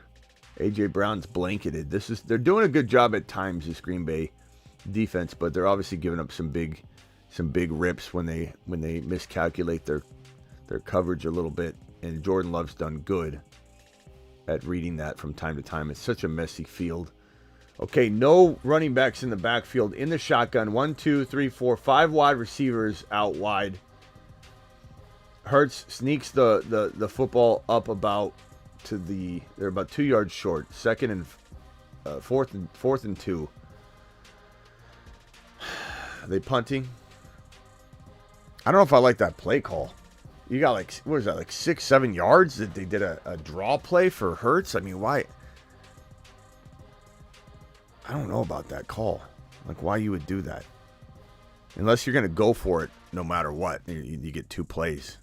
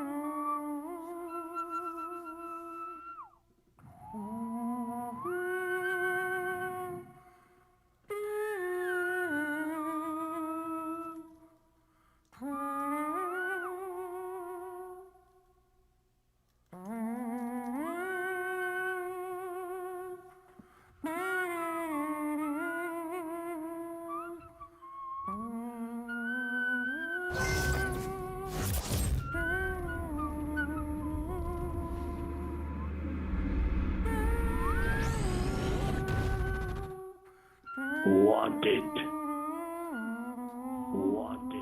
The top most wanted outlaws. These outlaws are on the run, 'cause they're wanted. Dead or alive.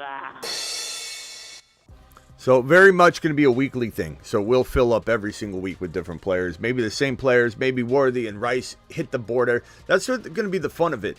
Is that, and I'm going to put a majority of them on before week 1 kicks off. Like, we've had a little bit of fun putting players on. Like, we put Tank Dell on before week 1. Okay, we put Coleman on before week 1. The only 2 players here, Rice and Worthy, we didn't put on here in week 1, but we've been pushing it all week. So essentially, it's the same thing. So we're gonna. This is gonna be a prediction of the week board, and it's going to be fun when somebody, and we'll probably have like Travis or somebody maybe kind of keep tabs on who's hit the board the most times. Has anybody hit the board 10 weeks in a row? Maybe we keep records of that, historical records of who has been on the outlaw board the most, who has succeeded and actually landed and had a good week on the outlaw board. We'll go with that. Which is going to be a hard thing to land because players bust all the time, but it'll be a fun board. I think the Outlaws will be a fun weekly weekly thing. It's going to be all about weekly, not necessarily season long. Season long are these guys. These are the season long plays. The Saturn Men. One small step for man. He's on a shuttle to Mars. The Moon Men. Dropping loads in outer space. These will be the week by week fun, outlaw picks, essentially. And if I had to kind of get in my bag here and put another one up, let's go ahead and do it live. Outlaw season.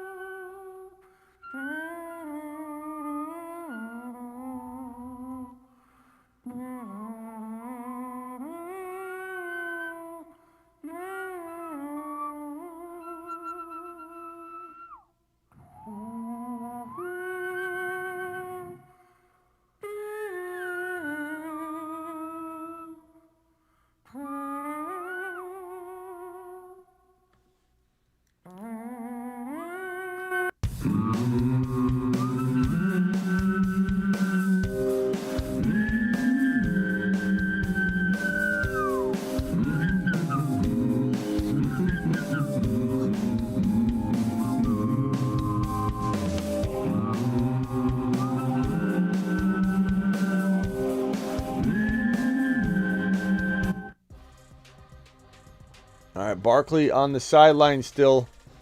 What happened to Barkley?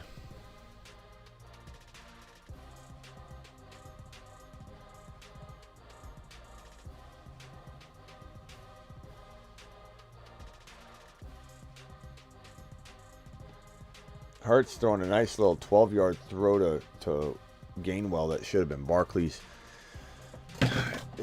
Is Barkley injured? He doesn't look concerned on the sideline, but why is Barkley still on the sideline?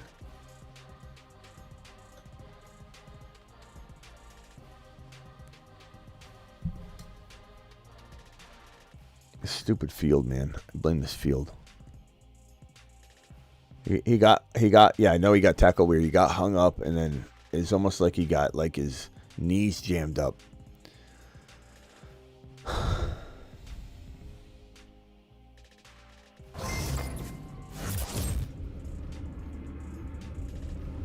Just got offered Higgins. Yeah, of course he did. Of course. Look at Hurts running on this field. He's like running on a wet cement with slippery shoes on. Like Barkley's got his helmet up. He's not going back in. I think they're just resting him the remainder of the half, but they're not even looking at him, so I think he's okay. But he's on the sideline. They're not putting him back in this half. There's only 43 seconds left.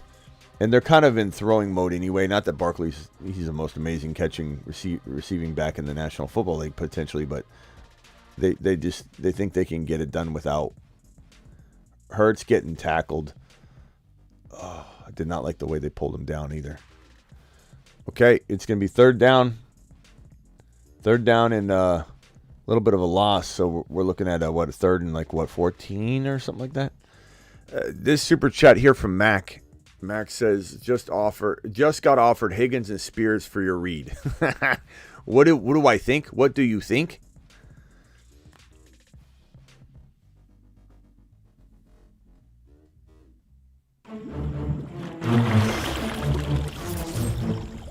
You are offer sex. You are made offer sex. That's what I think. I think somebody's trying to take you to the cleaners, Mac. Literally, like Higgins is out, injured, and the guy, yeah, of course he's offering you Higgins.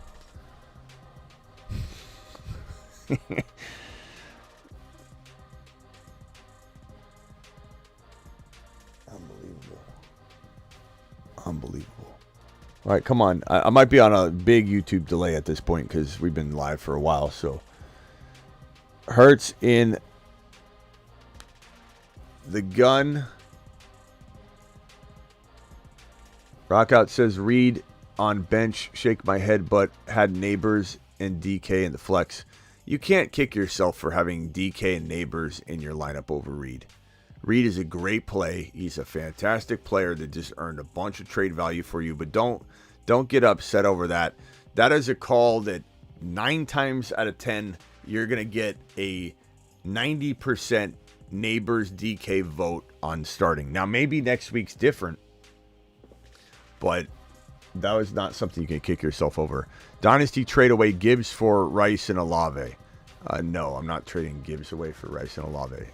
Rice also is facing a suspension next year that could be the tune of 6 games to half a year. Okay, that was a horrible play design, although it's a nice little effort there by Goddard. Okay, 18 seconds left. They need to run to the line. Just offered Higgins and Spears. Yeah, I bet you did. Mac, appreciate you dropping that super chat. And Mark with a $5 hauler. Mark, appreciate you, buddy boy. You hate to see him down it like that. Make it 4th down, when you've got like 18 seconds left. Like, why not take a shot in the end zone? I know they don't want to cause a turnover, but you're playing football. You know what I mean? Like, we're not playing like patty cake out there. Like, you got 18 seconds left. You're on the 30-yard line, and you're going to drain the clock and then down it on 4th down to kick a field goal. Like, this seems weak to me. I get it. They want to get points, but I just think that's weak. You go one shot is all you need. One shot in the end zone, then kick a field goal. I'm not saying give up the field goal opportunity. I'm saying don't be so scared of that your team's not good enough to make a smart play that you're not going to, with 18 seconds left from the 30-yard line, take a shot in the end zone, at least one. Then it's 4th down naturally with the game stopped because you took a shot in the end zone. The clock stopped, and then you kick a field goal. Like, it's just ridiculous. Mark, appreciate you. 10-team QB, Mahomes, wide receiver, Lamb, Rice, Reed, Dell, Higgins, running back, Pacheco, Kyron, Zamir White. Solid team. This is really good. I'm going to go on the Patreon right now, and I'm going to start the Patreon live stream with everybody. So if anybody doesn't know how to get into the Patreon, it's patreon.com/the Fantasy Football Show, or you just click this link right here. It's $10 a month to get into the Patreon, but it's an extension of the live chat. It's not for everybody, but join the Patreon, and I'm going to go live in there and end the show on Patreon and then talk to everybody on Patreon. So let me go in there right now. I'm going to start this up. I'm going to click live, and I'm going to go live on Patreon right now. Here we go. On Patreon. I'm live on Patreon right this second. 10-team QB, Mahomes, wide receiver, Lamb, Rice, Reed, Dell, Higgins, running back, Pacheco. Okay. Chase Brown, Zamir White, Andrews. Who to drop for a tight end? Your best drop is probably going to be, man, and this is a tough team. You got Kyron, you can't drop Quorum. For those inside the Patreon right now, I'm live on YouTube. I just thought I'd come in here and start the live stream on Patreon with you guys in the live chat on YouTube to kind of promote and get some people to potentially go over. And I'm going to pin the link to join the Patreon. Again, it's only $10 a month. You can cancel anytime. You can just do it for 2 months. Do it for I'm not saying you won't be hooked, but it's like an extension of the live chat. 365, just a live chat experience. And I hit go live in the chat, and right now we have 14 people on Patreon listening live, kind of like Twitter Spaces. I'm on a stage inside the audio only, inside the live game chat. We have 10 live chats on the Patreon, and inside the live game chat, I'm live on stage right here. 18 people on Patreon listening right now. So I'll be ending the YouTube live stream in a few minutes and then staying live on Patreon for a good 10-15 minutes, at least the remainder of halftime, talking to everybody, answering questions. Some people might have some, early waiver wire questions, some start bench questions for Sunday, and I just sit there and I answer them and read everybody's question. So appreciate that. Johnny says I'm even more in love with Smitty with his Patreon. Thank you, Johnny. Appreciate you. Okay, so this question here, 10 team, your only drop is potentially I wonder if you could put Mark Andrews on an IR for sucking. I'd probably say drop either Javonte, which I hate to do, but he's your worst player. You're probably dropping Javonte. I don't think I'm dropping Zamir. It's between Javonte and Zamir. If you had to drop Javonte or Zamir, who would you drop? And on top of that, you're saying you need a tight end. You have Andrews. You could still use him. He's not injured yet. But I don't know that you necessarily need to make this move yet, potentially. You're dropping a player that might be able to help you for a backup tight end. I don't know. I maybe just make a trade. Trade Andrews away. That's my solution. Trade Andrews and Zamir, Andrews and Javonte, Andrews and Higgins, and that helps you get rid of Higgins anyway because you have another player involved for one wide receiver, Mark. Go get one wide receiver, then pick up Isaiah Likely if that's what your plan of attack is. Final 3 super chats, and I'm going over to the Patreon. Appreciate you all on the Patreon. I sat Kirk and played Reed. Now I dance, says Messiah. I don't blame you at all. That's a fantastic move. I would have done that 100 times out of 100. You might have even asked me that. I'm not a big Kirk fan. I would have totally said Reed. I think I did. Some of you, I said like Neighbors over Reed. I will admit that and own that. But Neighbors still has a day to go. You know what I mean? And you can't beat yourself up over something like that. If you took Neighbors in the 3rd to 4th round and Reed in like 5, 6, you had to make that move, and you might have a good problem on your hands now, but you can't kick yourself over starting DK like Rock Out or Neighbors over Reed.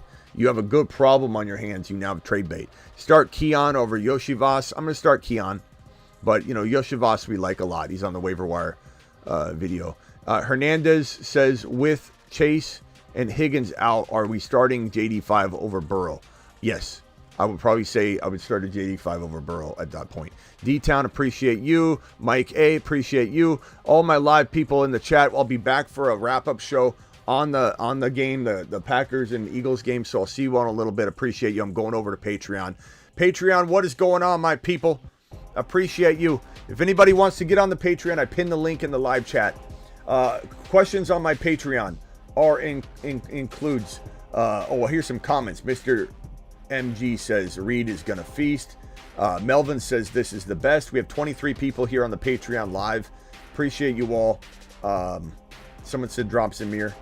Hope we see more Jacobs in the second half. Chris from Vegas says you and I both. He's looking worse than Derrick Henry, says Chris. Hey Smitty, what could we get trading Godwin and Hubbard? Probably not a ton. I'd try for like a Tank Dell. I'd try for maybe a Chase Brown before he plays. Smitty Dilemma, I have 2 QB league. I have Hurts and Stroud.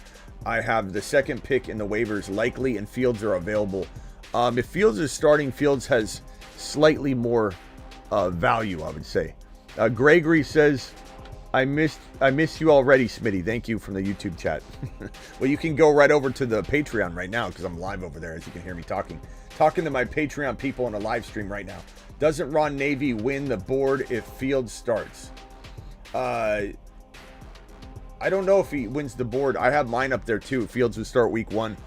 That's what I wrote. That's the only thing I wrote on the board, I think, in relation to the predictions. But Devontae Smith needs a tutty. I can't win that contest, though, but that was my board right up. And I think Ron did have something to that effect as well. Devontae Smith needs a tutty, I think, says Aldi. Mike, appreciate you. Lamar can't sustain. Where's this comment here? Where is that at? Let's go. Appreciate you. Devonta Smith needs a tutty. Lamar can't sustain the amount of punishing he took last night. Agreed. That's what I said in the panic chamber. And everyone's shocked about why Lamar's in the panic chamber.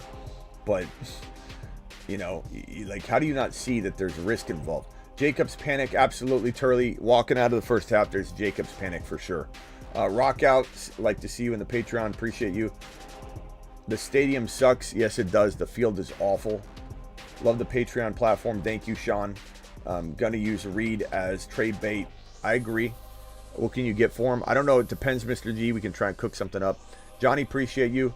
Let's just rest Barkley in the second half. He did a good job, says Travis. He doesn't want him to get hurt on that field. The field conditions is why they don't have games outside of the United States. Just your opinion, says Chris. Need some whiteboard treatment this coming week, Smitty, with Reed and Connor. Okay, we'll do that. Guys, you hear me live on the Patreon right now. Go to the Patreon. Appreciate you all. The link's pinned in the live chat. I'm live streaming on Patreon at this half right now. See you all later. Appreciate you. Peace out. And I'll be back for the wrap-up show.